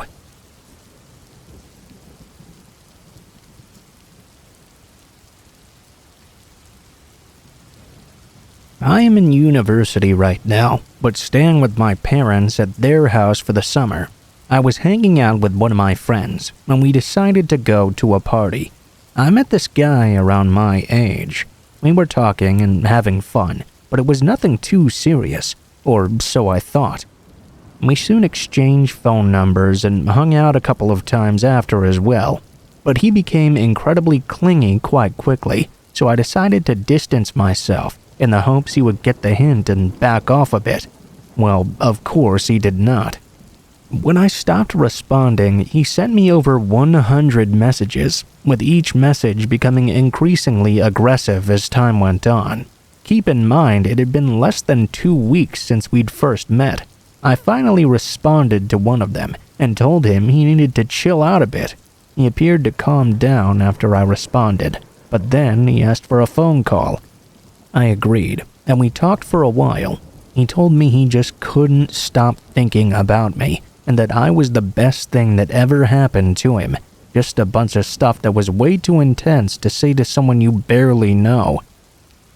I tried to let him down gently, reminding him I was only home for the summer and wasn't looking for anything serious beyond a fling. This only made him angrier though. He started yelling at me, insulting me, calling me a slut. Basically a complete 180 from what he'd been saying mere minutes ago. All of a sudden, the phone went dead silent. After a brief pause, he spoke in a quiet voice. "Bitch, you better get ready, because I'm coming over for you right now." Then he hung up the phone. That was very frightening, because he knew my parents were out of town for the week already, and that I was staying at their house alone. He didn't know where my parents' house was though, because I was always the one driving. He didn't know my friend either, so I thought he had no way of figuring it out. Again, I normally live at school in another state. Regardless, I locked all the doors and shut the blinds just in case. After a while, maybe an hour or so, I managed to fall asleep. When I woke up and looked at my phone, I saw a notification on my lock screen. It was from the Ring app, indicating there had been movement on my parents' camera. I checked, and it was him. If you watch the video, you can clearly see something in his hand. When he noticed the camera, however, he left right away. I immediately blocked him on everything and reported the incident as well. I had no idea what he planned to do once he got there. It was terrifying to realize he'd even come over when I was asleep and defenseless, completely unaware of his presence. As I would later find out, he was able to easily get my address from only my phone number. Apparently, he Googled it and it returned my dad's name as the owner of the number, along with my parents' address. Since I'm on my parents' phone plan, I guess it shows up that I still live here. The revelation was horrifying, as I never knew my simple phone number could reveal my entire address. I'm just extremely upset that this kind of information is on the internet for anyone to find. Please learn from my mistakes, and don't give anyone your phone number unless you trust them. I found out that you can get a free Google Voice number to text and call people, and that number can't be traced back so easily. My advice is to use a disposable number for anyone you're not sure about talking to, or that you meet informally or online.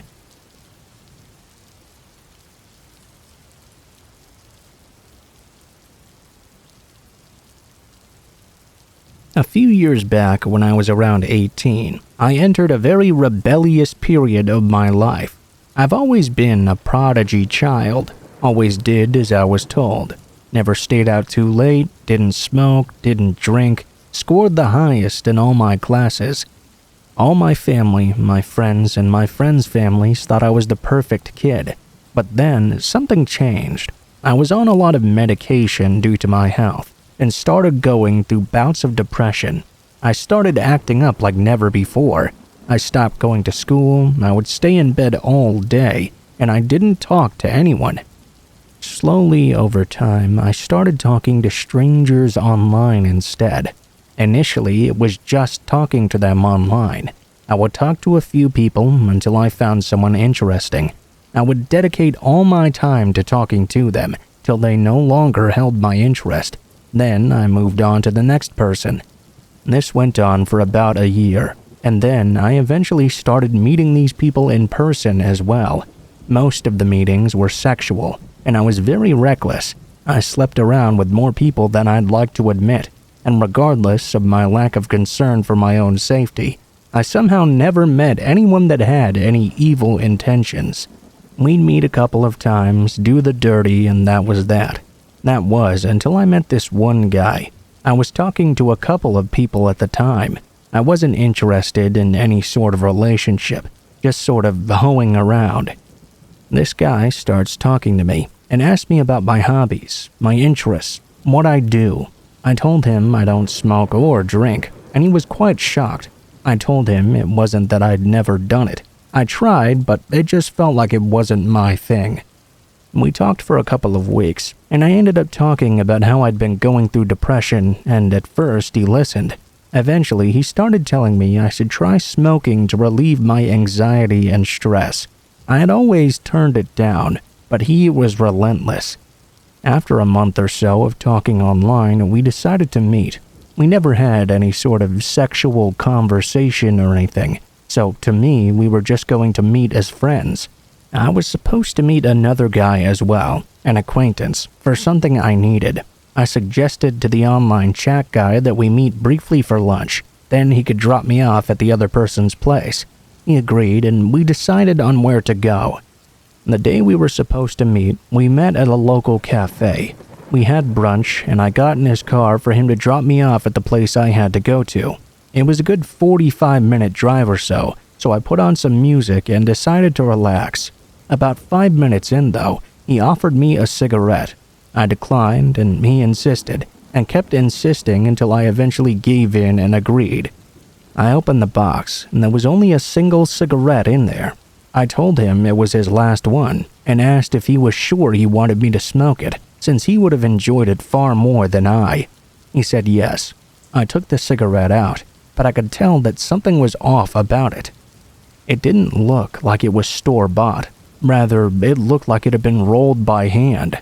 Then again, I hadn't smoked enough cigarettes to be sure what they were supposed to look like, so I lit it up and smoked it. I couldn't even smoke half of it. It made me inexplicably nauseous. I gave up halfway through and offered it back to him. Instead of smoking it, though, he simply threw it out the window. I thought it was weird, but assumed maybe he didn't want to drive distracted or something. 30 minutes later, I started feeling very sick. My whole body was shaking, and I was extremely nauseous. I could barely keep my eyes open. I kept telling him I wasn't feeling good, and maybe we should go to the ER instead of where we were going. He kept insisting I just relax and lay back. Everything about this now felt off. I told him to stop the car and drop me off right now, but he refused. All I could think of was pulling out my phone and calling the police. When he noticed what I was doing, he stopped the car and threw me out of it. I couldn't even stand. I sat on the roadside and called the guy I was supposed to visit. He immediately drove to where I was and picked me up, took me to his place where I threw up all over his living room multiple times. For the next hour and a half, I lay on the couch, my whole body convulsing and constantly throwing up. The guy brought me water, gave me some electrolytes, and kept insisting we go to the hospital right now, but I kept on refusing. I had no idea what I had smoked, but I was sure it was not just a plain old cigarette. I was scared that if it had been some illegal drug and the hospital caught on, I would get into trouble. I absolutely did not want my parents to find out what I'd been up to either. So I laid there, throwing up and convulsing, letting whatever that shit was get out of my system. All these years later, I'm now married to the guy who picked me up from the roadside and helped me through that insanely hurtful time. Oh, and yeah, the cigarette was laced.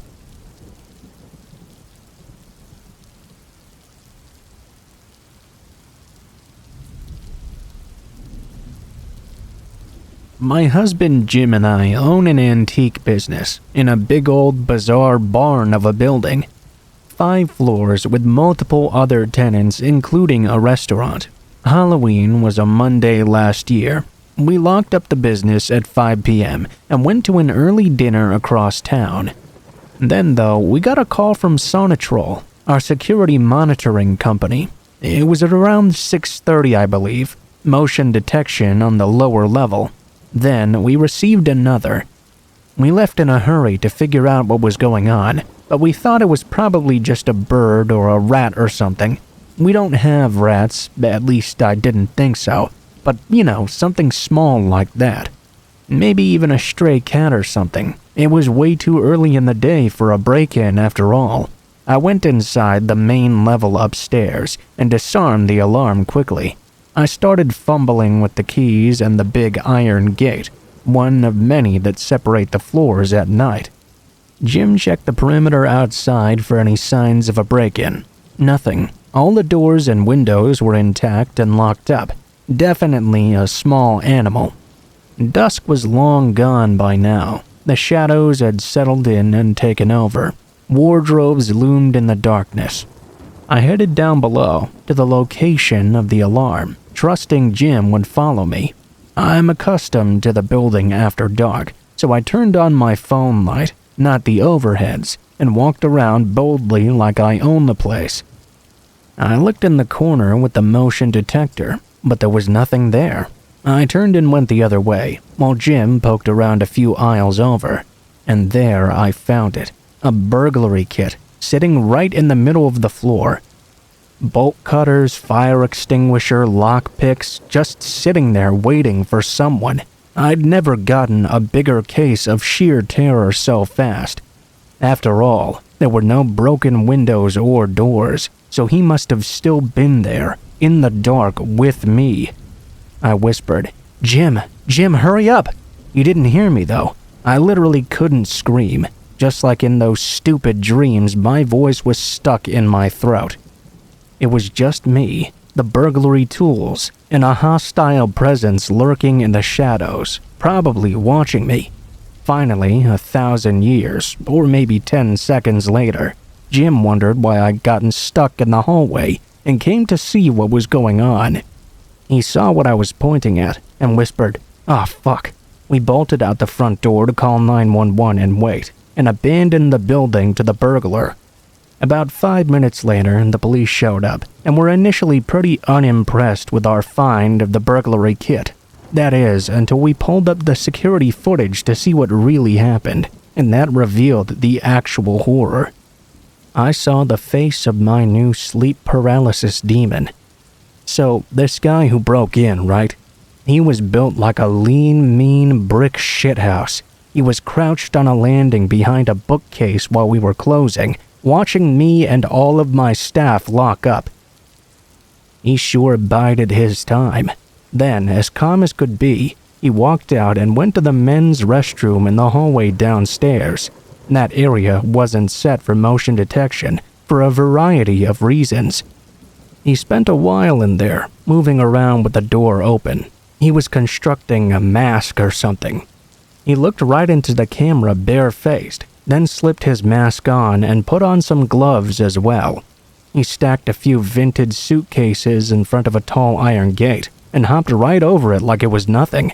Then he ran down the hall, triggering the alarm. Instead of doing anything else, he just kept looping around the entire floor. He would hop over the gate, then run all the way around, then hop over again, bizarrely repeating this thing a few times. Then he sneaked into the basement. He was moving fast, too, almost sort of a parkour style.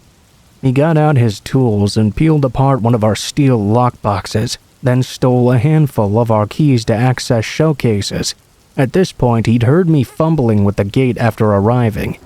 He ditched the stolen tools and keys and hid, watching me nearby in the dark. We exited to call 911, and he ran back to the basement. In the basement, there was access to a dirt tunnel that circled the perimeter of the building. He broke that door open and slipped inside. There's a tiny exit hatch if you walk the whole thing and take multiple turns that dumps you into the busy kitchen of a restaurant, whereupon one would need to stroll past the line of cooks, out into the restaurant proper, and then leave out their front door. It was plastered with mud, which left tracks if you were to use it, speaking from experience. When we found it, it was clear he'd made his way into the tunnel, but there were no exit tracks. No muddy footprints, nobody walking out on the restaurant cameras, and none of the cooks noticed anything either. Reviewing the footage, tracing his path from camera to camera, and searching the building carefully took hours. By the end, all of us, including the police, were starting to lose our collective cool and freak out. After all, where the fuck did this guy go? It's not like he could have just disappeared or something. Joe and the two officers had no choice but to search the dirt tunnel. They made it about halfway through before the cops pussied out because of the huge spiders down there. Jim got the okay from them to board up both ends of the tunnel, which he did right away, and thus the story ends. The pictures of the man's face spread widely, but we got no useful leads despite the decent face shot. Did he indeed crawl out that hatch and stroll right out of there, leaving no trace of mud somehow? I guess it's possible. We got no suspicious smells coming out of the tunnel in later weeks or months, so I guess that means he didn't get stuck down there and die or something. We only unboarded it last week for the split water main shenanigans, and we didn't find anything down there then either.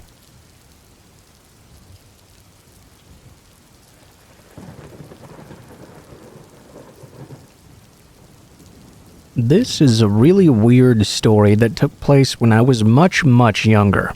I used to go hiking quite a bit. It began as a pastime of mine, and when I was a pre-teenager. As I got older though, it absolutely became a full-on passion, and by the time I was 17, the age when this story took place, I was doing it all the time. It's not too unusual to come across old buildings when you're out hiking in the country. Most of them are old barns. I think once I also came across a one-room schoolhouse. At least that's my guess because there were old desks everywhere in that building. The strangest thing I ever came across, though, was an old cabin. I know that a cabin doesn't seem very strange on the surface, but the reason it was so odd to me was that it was not as old as many of the old abandoned buildings I would usually come across.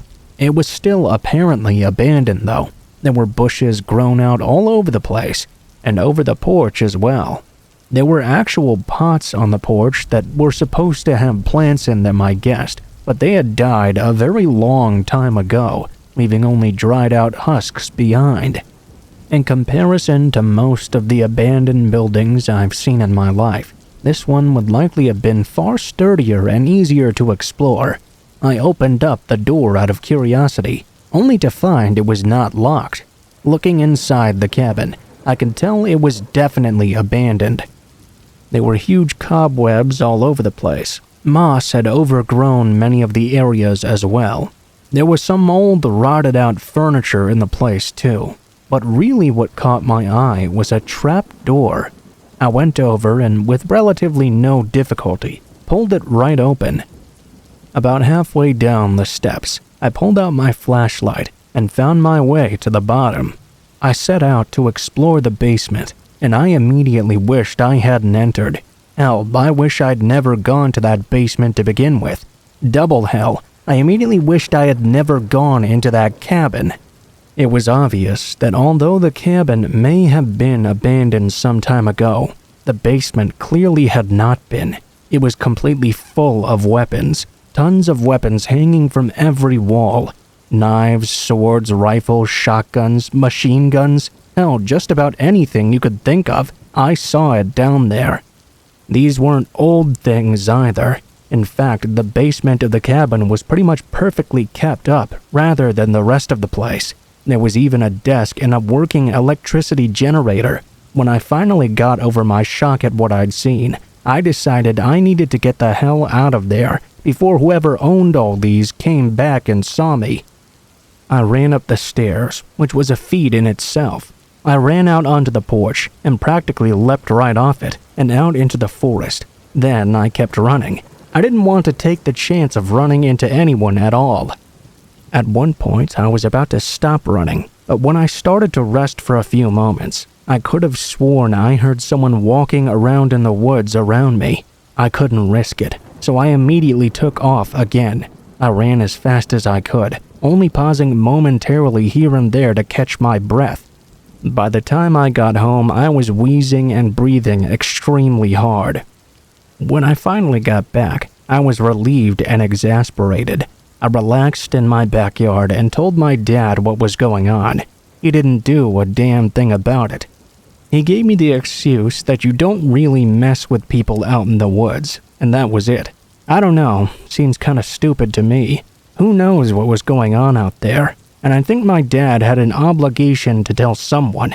But what do I know in the end?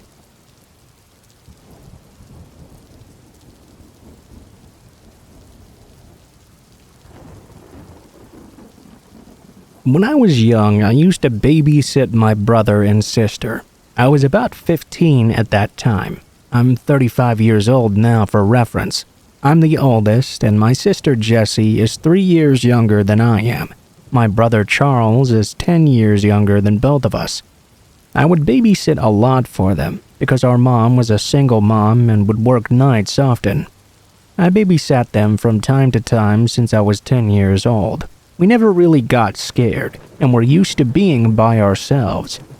I know that doesn't really happen anymore, at least at such a young age, babysitting that is. But hey, it was the 90s. Things were safer back then, and it was normal to just watch them for a little while. I'd never had any problems or issues either. My mom had rented out a small 2-bedroom house. Let me give you the layout of this house because it will be important for later. When you came in the front door into the living room, there was another door that had a screened-in porch on the right. On the left was a doorway, which led into the bedrooms and bathroom. My mom's room was on the left, our bedroom was on the right, and the bathroom was in the middle of that area. The living room went straight into the dining room through a doorway. The kitchen went right. And then there was a door that went down to the basement. The basement had 3 or 4 stairs, then a landing. On the landing was the back door. Then the wooden stairs that had 6 or 7 steps down to the basement. The basement had red painted concrete floors and wooden steps that were painted red as well. The basement was open and was the place to do laundry. It really wasn't that big at all. It was also very bright, except for a small section. That section was dark. It had a walkway and a column on each side, but concrete cinder blocks that went about knee-high. It was full of dirt. Supposedly, this was supposed to be a crawl space for the house, but I always thought it was pretty weird. It didn't really appear to go underneath the house or anywhere really. It was just an odd, completely pitch-black area in this old house. Most of the doors in the house were opened with skeleton keys. The keys hung on hooks outside the kitchen door, in between the wall and the fridge. All of the doors used skeleton keys except the front door, back door, and screened-in patio door. Skeleton keys aren't really used in homes anymore. One night, we had been laughing and being silly. My brother was already asleep in the bottom bunk of our room. My sister Jessie and I were standing in the doorway, in front of the bathroom, laughing and joking. All of a sudden, though, we heard a loud boom. It sounded like someone was jumping up and down on the wooden basement stairs. We could actually hear it very clearly, even on the other side of the house. It was like someone was jumping so hard the stairs were about to give way or something. My sister and my eyes got huge. I had goosebumps running up my arms, and the hair on my arms also stood up on end. I yelled at my sister to go into the bedroom with Charlie and shut the door. I was going to grab the keys and see what was going on. My sister didn't even argue. She ran and slammed the bedroom door. I ran to the kitchen and grabbed the keys. By the time I'd reached them, though, I could hear the booms coming up the stairs, getting closer and closer to the door. My heart was racing. I was scared, but all I could think of was that I had to make sure that door was locked. I can't explain the exact sound it was. I've never really been able to explain it. I just know it was very loud and you could clearly hearing it going up the stairs. It sounded like someone was jumping up the stairs still. I grabbed the key, put it in the door, and locked it. I made sure all the doors between us and it were locked. Then I ran to our bedroom, slammed that door, and locked it too. Luckily, we had left the cordless phone in the bedroom. We were so scared and freaking out, we called our mom at work and told her what was happening. She ended up sending someone she knew from the bar to check the house. All the doors were locked, and when it was searched, there was nothing in the basement. There was no one there. There was only my brother, my sister, and I in the house.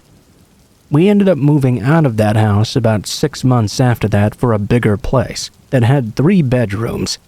What we didn't know at the time, though, and found out a few years later, was that my mom had also experienced something similar one night. Apparently, both us girls were at our dad's house, and my mom had picked up my brother from the babysitter in the middle of the night after work. She came home and laid down. She would always call her best friend and let her know she made it home. In the middle of the call, though, my mom could hear the extra furniture she had put in the basement. There was a table and chairs, and she could hear them sliding around down there. They made a loud and clear screeching sound as they scooted along. My mom told her best friend someone was in the house. She didn't know what to do. She grabbed the keys and my brother and jumped into her truck. She sat there thinking over. What was she going to do? Where was she going to go? She waited for a few minutes, then decided to go in and make sure the door was locked downstairs and just go to bed anyway. It's not like she had much of a choice. She didn't have anywhere else to go at 3 a.m. in the morning. The next day, she went downstairs and checked, but everything was placed exactly as it had been originally. All the doors were locked just as she'd left them as well. The chairs and the table, everything was arranged perfectly. We couldn't really find an explanation for these events. Personally, I believe it was supernatural because we couldn't find one, but I suppose there's other reasons this could have happened in the end.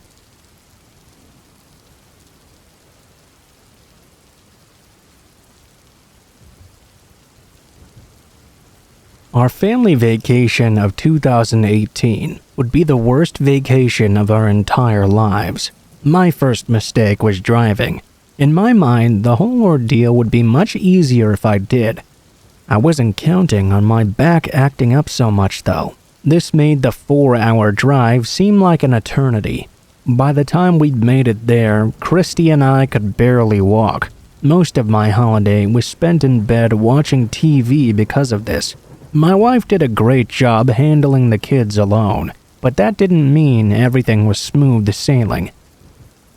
On the second day, there she was waiting in the ocean having fun. When she stepped on a piece of glass, she would need 10 stitches in her big toe. Now, no one in my family goes barefoot anywhere. My 12-year-old son was the only one on the entire trip that got away unscathed. My wife and I have called him the lucky boy ever since. Even after all this misfortune, though, none of us would be as unlucky as our daughter. Her terrible experience is the focus of this post. To make things simpler, I'll refer to her as Amelia. I don't think she'd appreciate me using her real name anyway. The entire way up, she'd been very sullen and withdrawn. Had I been less focused on myself, I may have asked her why. When she realized I wasn't going to be joining them on the beach, she wanted to stay in the room with me instead. My wife reluctantly agreed and left with our son. While I stared drowsily at the TV because of my prescriptions, she frantically tapped away on her phone for 3 days. All was well in the world, but I dozed off at some point. When I woke up, Amelia was long gone. I figured she'd gotten bored and joined her mother and brother out on the beach. She was a responsible girl, or at least as responsible as a 16-year-old can be, so I saw no reason to worry. I fell back asleep, only this time I was awakened by a pounding on the door. When I opened up, 2 police officers asked me my name, and the name of my daughter as well. I went into full panic mode. I frantically started asking all kinds of questions. My mind was going in every direction possible. I was convinced something awful must have happened to her. The officers were able to calm me down, though, and explain that she was safe. About half an hour prior, she had been walking on the beach, only to discover a body washed up. She reported it to a hotel employee, and now they were here to notify us. I explained my situation and told them my wife was already down on the beach with our son. They left to find her, and I spent the better part of 30 minutes getting dressed. Amelia was visibly shaken. I'm sure the experience was traumatic for her. Not long after, we were cleared to leave. We returned to the room and discussed what we should do. It was decided we should end the vacation early because of everything that was going on. I would fly back with Amelia, and my wife would return in the car with our son. We packed up, and by dark, we were already back home. This is when the process of healing finally began. Amelia said very little on the flight back home. This was a different kind of quiet, though. She didn't act pouty or entitled. A blank and boundless stare had taken that place. She was very clearly in a state of shock. I knew this was not the time or place to discuss it directly, though. This behavior continued for several weeks. She had yet to say anything about what had occurred. My wife and I got her a counselor, with whom she gradually opened up to. I'm happy to say she's doing much better now.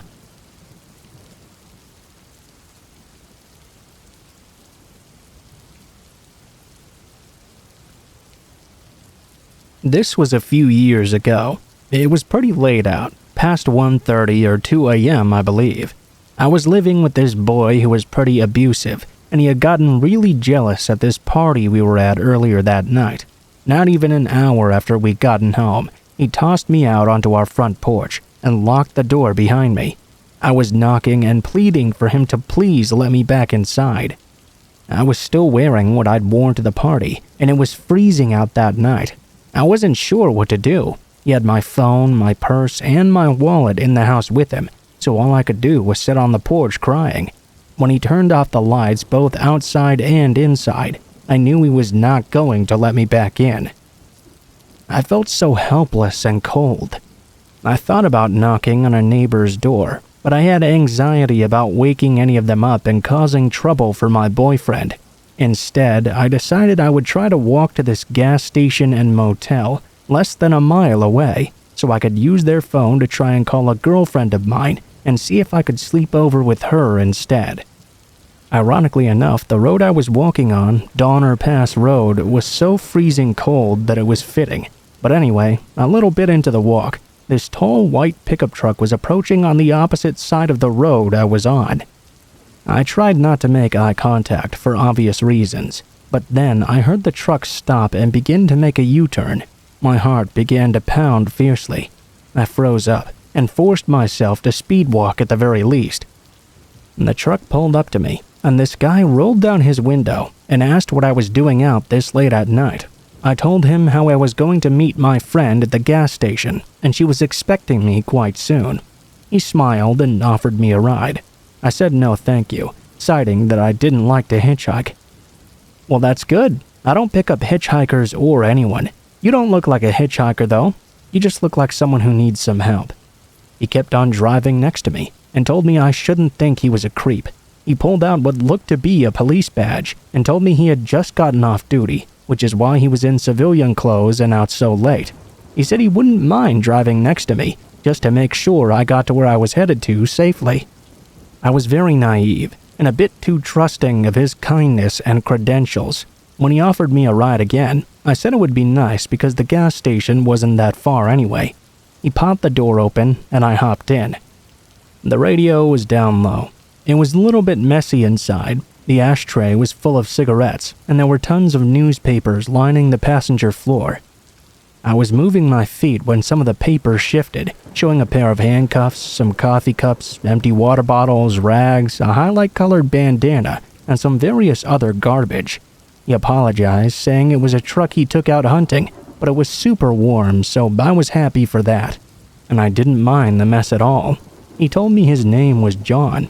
He asked why I was so scantily dressed without a jacket. I started to tell him about the party and the fight I'd been in with my boyfriend.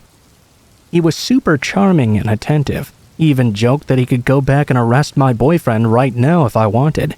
I asked him about himself, and he told me about his family. He was a young dad, had a wife, daughter, a son, a dog. I told him it sounded like he had the perfect little family. He laughed and said he certainly did. It sort of clicked for me to ask him if I could use his phone, but he said no because he had to save up his battery as it was about to die. We were approaching the gas station when all of a sudden he just drove right past it. "Oh, I think that's the one, you just missed it."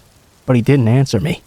I felt sick to my stomach. My heart began to pound. I started getting choked up, and my eyes started tearing up as I looked out the windows. I watched the lights behind us getting further and further away. It was hard for me to even speak, but somehow I murmured out, asking if he could please turn around. Instead, he ignored me. As I looked over to him, he just looked empty-eyed and emotionless. totally dead and glazed over. I looked back out the window and down the road to see if maybe we were going slow enough that I could make a leap out of the car without seriously injuring myself. I remembered always hearing never go to the second location. I thought about the possibility of jumping out and breaking an ankle and how it would be so much harder to get away with only 1 foot as opposed to 2. I was debating with myself. Sure, there was snow on the ground, but then again, snow can be hard, especially when you're not fully clothed. I felt so dumb. I wasn't even tied up or anything, but I still couldn't do anything. There was nothing but trees and empty road and us two. I was crying pretty badly at this point and asked him to please borrow his phone. He told me to shut up and stop talking. He then started talking under his breath. Girls shouldn't be out so late, you know. You shouldn't have been out alone. Look what you're doing to me, dressed up like a slut. He kept saying these terrible things to me. I wasn't even responding. I was just crying, trying to think past the fear I was feeling. I remembered the pair of handcuffs underneath my feet, so I used a little scooping motion to try and pick them up. I used it to push them under the bottom of my seat as far as I could. I was thinking of different ways I could try and help myself. If we were close enough to some upcoming lights or structures, perhaps, maybe I could grab the wheel and cause us to crash into them. Maybe I could get the attention of a cop passing by or something, swerve and grab the wheel so he would appear to be a drunk driver and pull us over. I even had the thought that maybe this man was just having a weird night, how I didn't want to do anything to hurt him, but I told myself that sort of thinking got me into this mess in the first place. He pulled off the road where there were still woods on both sides of us. On his side, the wooded trees were closer to the road. On mine, there was a small gap fully covered in thick snow, just before the tree line. He turned off the car and coldly said there was something wrong with the engine and to get out right now. He grabbed the keys and was stepping out of the car. I grabbed onto the center console and cried and pleaded for him to not make me get out with him because it was too cold with what I had on. He turned to face me, door still open, and shouted at me to get out right now. I dug my fingernails deeper into the console. I was crying. Please, John, I'm so cold and scared. I was thinking of everything I'd ever heard. Humanize yourself. Use first names. He stared at me in this way I can't even begin to describe. I wouldn't even know how to start. He climbed back in the car. I slinked back toward my window, scared he would simply drag me out by force. He turned off the headlights, and everything went dark. He stared at the steering wheel for what felt like years. He lit up a cigarette and looked out his window, then back at me. He could hear the newspaper shuffling on the ground as I was adjusting my legs, but while still staring out his window, he asked me if I thought about running. He told me if I did, he had a quick way to get me exactly where he wanted me. Oddly enough, I had been thinking of running just minutes before that, but reasoned that if he wanted me out of the car, I should definitely stay inside. Otherwise, he'd simply chase me or shoot me. I think at that point, I finally hit the reserve of my courage, and instead of panic, there was simply numbness and exhaustion. There was still an occasional tear or two, but I just went completely numb. It was dead quiet. But finally, I just barely audibly told him that my friend was still waiting for me. I asked about his wife and children. He very plainly told me he didn't have either, and that his house was simply empty. I asked him what he was thinking about. I'm thinking about what to do with you. He didn't say it angrily, though. He just said it coldly, which sort of scared me more. I started getting worked back up and crying. At that point, he told me not to cry anymore and turned the car on, offering me some heat. I told him all I wanted to do was go home. Eventually, he started driving. He kept driving until we approached a gas station. I was gauging the right time to reach for the wheel, but before I could, he slowed down. While pulling up to the station, he told me not to tell anyone or he would come back for me. Then he told me all he was doing was teaching me a lesson to not hitchhike with strangers. He almost came to a complete stop when he told me to get out before he changed his mind. Before he could even get another look at me to assess my understanding, I had already thrown myself out of the truck and was sprinting toward the gas station. The panic was overwhelming me, but I stopped and remembered to try and see his license plate at the very least. I turned around and only caught the blur of the last 3 numbers as he was driving off. I ran inside and asked the clerk behind the counter to call the police. I waited until the officer got there, and I'll be honest, I was a little bit scared I would see John once more. My fears melted away, though, when the new-faced policeman arrived. I gave him the description of John, his appearance, the vehicle color and type, the parts of the license plate number I'd caught, and the fact he said he was an off-duty cop. Basically, any information I could. I asked him if he could look at the camera. The officer disappeared in the back for a little bit, then came back out saying there was nothing on them. I asked if I would be able to look as well. The officer said no, and asked if I didn't trust him. He then gave me a ride to my friends, lecturing me for hitchhiking. This mostly consisted of him asking if I knew who Ted Bundy was. He told me I was naive to think it could never happen to me. I never heard anything back about the report I'd made. I would try to follow up, but each time I did, they would simply ignore me. All aside from a single time, when they told me my case number didn't even exist. All that didn't stop me from trying to follow up, though. Throughout the months and years, I asked my friend whose home I slept over at that one night if she'd ever heard of any weird things or anything like that since that incident happened. If anyone up there had ever said anything about it. She always said no, though. I sort of let it go and tried to tell myself that maybe he actually was just trying to teach me a lesson or something. I mean, I definitely never hitchhiked again, so if it was a lesson, it certainly worked. I never heard anything back having to do with the case. I never heard any other odd experiences up there, so maybe it was just one man trying to teach me something. Sometimes, though, I think I tell myself all of that to help me sleep better at night. It was all so real. Even if it wasn't real, though, I'm glad I didn't get out of that car into the woods that night.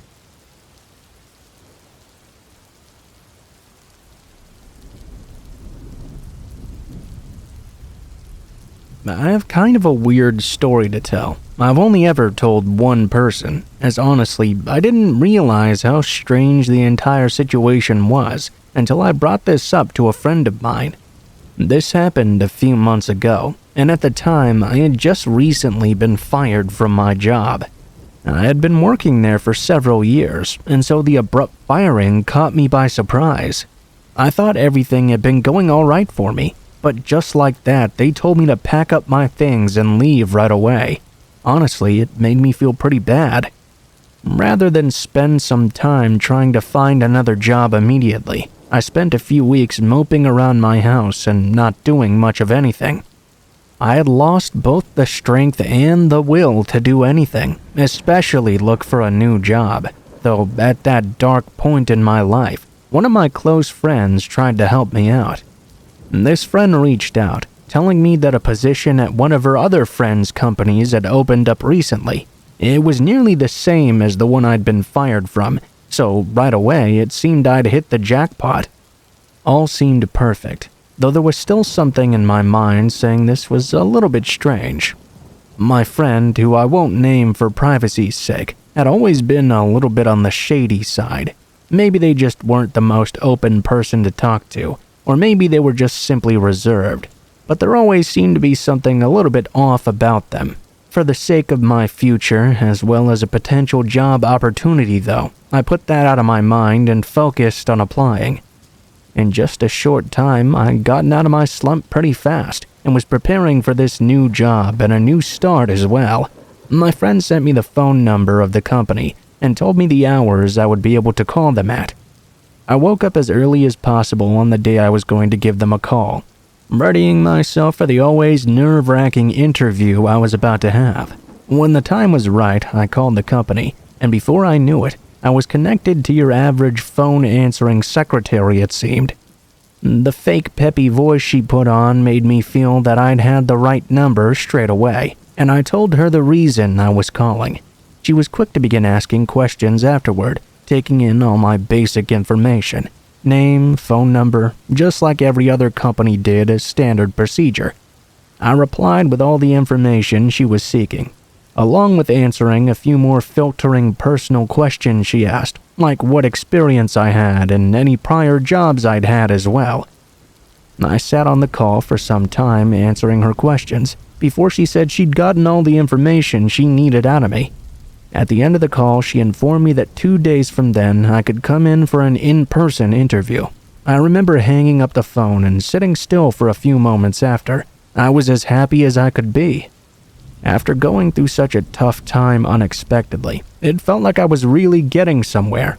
It was easy to say I was ecstatic about getting an interview. Thus, I spent the next few days preparing before the day was finally here. I woke up early, got dressed in my finest. A black suit over a button-up shirt underneath, along with a pair of fine dress pants. I went the full 9 yards with everything that morning, as I knew I had to be my best for any interview. I pepped myself up the entire time as well, until I was finally ready to leave. Still though, I was really nervous. I took a few deep breaths before leaving the house. I got into my car and started heading to the address. I remember the drive actually wasn't too far away, only about 10 minutes or so. As I got closer though, it began to feel as if my destination was hours away. I got closer to the address, and my nerves got even worse. I had been through many interviews before, and the thought of one more shouldn't have made me as nervous as I was. It got the best of me during the car drive, and I was completely caught up in them. Before I even realized I'd pulled right into a parking space of where my GPS had told me to go. As I parked, I came to my senses and realized where I was. I managed to get even more nervous as I realized this. I wanted to go home and forget about this interview, as I thought about how unexpectedly my last job had ended. Still though, I shook him off and looked at where my GPS had taken me. I stepped out and looked at the building in front of me. Instead of what I assumed was going to be a typical office space or something, there was a gigantic run-down building in front of me. I remember staring at every inch for some time. All the windows were either broken or boarded up completely. The coloring of the bricks was faded as well, and there wasn't even a front door on the place. I began to think that I simply had the wrong address, but my GPS confirmed this seemed to be the correct destination. I even checked the address I'd typed in multiple times. Each time I looked, the numbers were the same and correct. I realized that this really seemed to be the right place. My mind was all over the place in this moment. My nerves about the interview were gone, although in their place was a whole new set of anxiousness. I went closer to the building to inspect it. I had to see for myself that the building was the right one before I decided to leave. As I approached, I was stopped by someone coming out from the side of the building, a man in a reflective high-visibility jacket.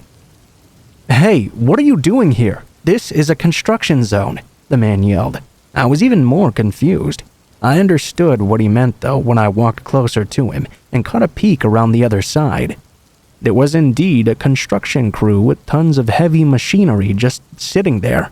"Oh, sorry, I thought this was the place for my interview. I was looking for so-and-so, but it seems I have the wrong place." No, this is so-and-so, but I don't know what interview you're going to be having here. The building's been abandoned for a few decades," the man said. My face turned to shock, and I got even more of a headache from the situation. "But I called a few days ago. Someone answered and said she was with a company called so-and-so." The man stared at me. "I don't know who's trying to fool you here, but this building did belong to that company back in the day. They haven't been around for a few decades, though. Now get along there. The building's supposed to be demolished today, and my guys have to get back to work," the man said again. I could do nothing but leave. The company seemingly didn't exist anymore. It seemed like I'd been the victim of some sort of cruel prank at the hand of whoever was on the other line. But something put me off. The call had seemed so legitimate. The girl on the other line had certainly fooled me for being a secretary of some company. I didn't think much more of it, though. The man had said the company I was trying to join hadn't existed in that place in decades. Just like that, I was back to square one. No job and no interview. The drive back home was long and silent. It hardly even fazed me just how weird the encounter had been, as all I could think about was now I wasn't even able to have that much to be excited about. I got home and went right back to where I'd started. I holed up in my house for a couple of weeks, not having the motivation to do anything, as I once again found myself in a depressive episode. As more time went by, I slowly healed again, and found the will to look for a job once more. This was several months ago, mind you. and since then I fixed myself even more. I was able to find a new job, much better for my own health than the one I'd been fired from. Over the several months in between this story I just told and now, I'd been so focused on my new job and working hard enough to keep it that the situation had gone through and slipped my mind entirely. It wasn't up until the point that I told my friend the entire story of what happened to me that I realized just how strange it was. When I informed my friend the number they had given me, I realized it was actually incorrect from the one she'd meant to give me. She apologized a lot after realizing her mistake and ended up giving me the actual phone number, which is actually how I found my current job. The fact of what I had gone through was still up for question. I had accidentally been given a wrong number, but was put through to a seemingly real company.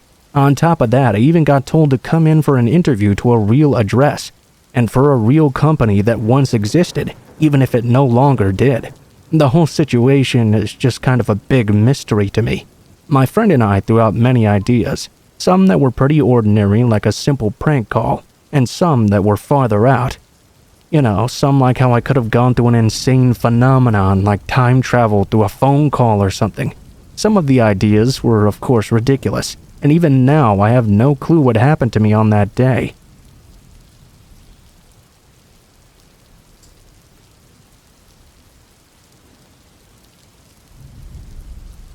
I had a really scary experience when I was a little girl, around the age of 8 years old. This might be a little intense, so please be warned about that ahead of time. An aunt of mine had her house burned down, and very unfortunately, she also died in the fire. However, the firemen were able to save my 6-year-old cousin. Of course, she experienced something that would disturb her for the rest of her life.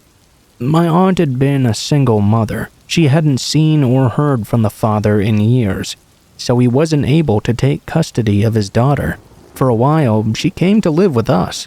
My mom thought that if she was with a girl of her age, it would help her get better.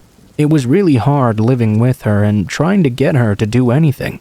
I used to love tea parties and would hold them often. I couldn't really get her to take part in them at all, though. She would just, understandably, sit there silently and look sad. She rarely talked, and the only time she once did was to say, "That cup is empty," as if she didn't know we were supposed to just be playing. The girl slept in the same room as me, as I had 2 twin beds in the room. It was fine, and for the most part, she seemed to sleep well. Occasionally, though, she would have very bad nightmares and would wake up in the middle of the night screaming. My mom would always come to the room and grab her, hug her tight, and try to make her feel better. I have to admit, I didn't like having her around. At only 8 years old, I guess I couldn't really appreciate what she was going through. I feel really bad about that now, especially since I've never had to lose my mom. But something about her creeped me out. She was always so quiet, only communicating with people mostly with nods and shakes of the head. She would occasionally walk into the room and look around at everyone without coming in, and sit down in place. Then, after a while, she would turn around and leave without a word. It was kind of creepy. One time, my mom took us for a walk. We lived in a 2nd-story apartment.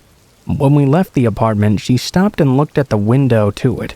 I tried to get her to keep walking, but she didn't want to.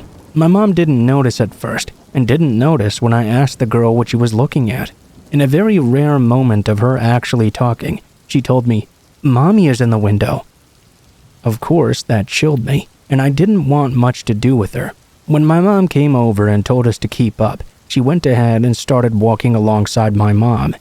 As I looked up at the window, though, I thought I saw a woman standing behind the sheer curtain. I felt my heart jump in my chest. I ran forward and grabbed my mother's hand. After that, I began to get a little bit scared of that house. I normally didn't, but that experience was enough to be pretty terrifying. The scariest thing, though, happened at night, and if I recall, it was about a week after what we saw in the window that day. My cousin and I were pretty soundly sleeping when I heard some sort of creaking noise that woke me up from my sleep. I looked over at my cousin's bed, only to notice that she was sitting up in it. She was rocking back and forth, and that was what was making the creaking sound. She was just doing it over and over again. I called out to her, trying to get her attention. However, she wouldn't respond to me in any way. She just kept rocking back and forth, staring at a certain area. I turned and looked to where she was looking at, only to realize that it was the bedroom closet door, and the door was wide open. We always kept the door closed when we were sleeping. I asked my cousin if she saw her mom in the closet again, remembering what she'd told me about last week. At first, she didn't respond, but when I asked her again, she turned and looked at me. "That's not my mommy in the closet," she told me. I looked back to the closet and saw the shadow of a person standing inside. I screamed for my mom at the top of my lungs. My mom rushed into the room and immediately turned on the lights. She saw that both of us girls were terrified and asked what was going on. I told her someone was hiding in our bedroom closet. My mom went in and searched, but somehow she didn't find anything. Both of us assured her that we'd really seen it though. My mom took us both into her room and let us sleep with her that night. Although we didn't sleep great, it was the only way either of us could have gotten any sleep at all. My cousin stayed with us for about another 3 months. After that, a paternal aunt asked my mom if she could take custody of the young girl. My mom was okay with that, mostly because the aunt was very wealthy, and she thought she could provide a better life for her. I didn't see that cousin ever again. After she left, I didn't see any figures in the window either, or in that closet ever again. I went back to sleeping comfortably in my own room.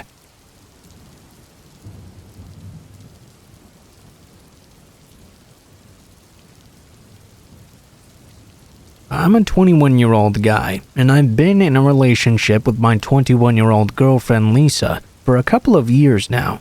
Safe to say, we've both gotten pretty comfortable with each other, which meant we went out to eat a lot and skipped the gym somewhat.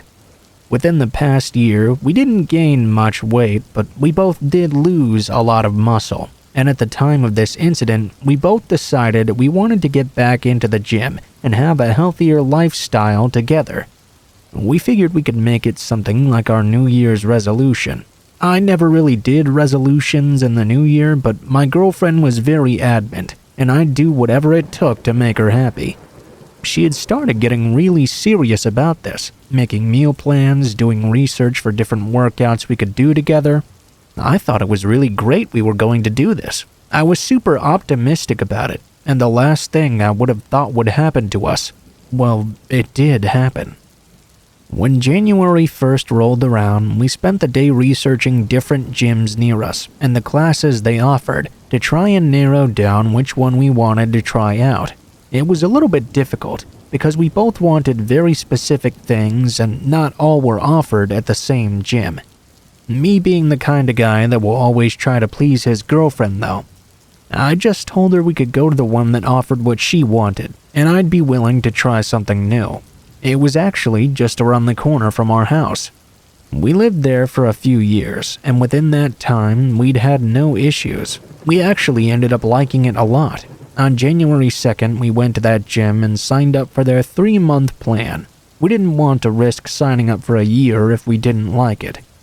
That day, we did a short workout together to kind of get us into the swing of things and get familiar with all the equipment. It went pretty great. The next few days, we did some classes and got to know the different instructors and even started making a few new friends. It was turning out to be exactly what we needed. Fast forward a couple of weeks. We had gone down to the gym like we always did, only this time we decided to go on a Friday, which was quite unusual for us.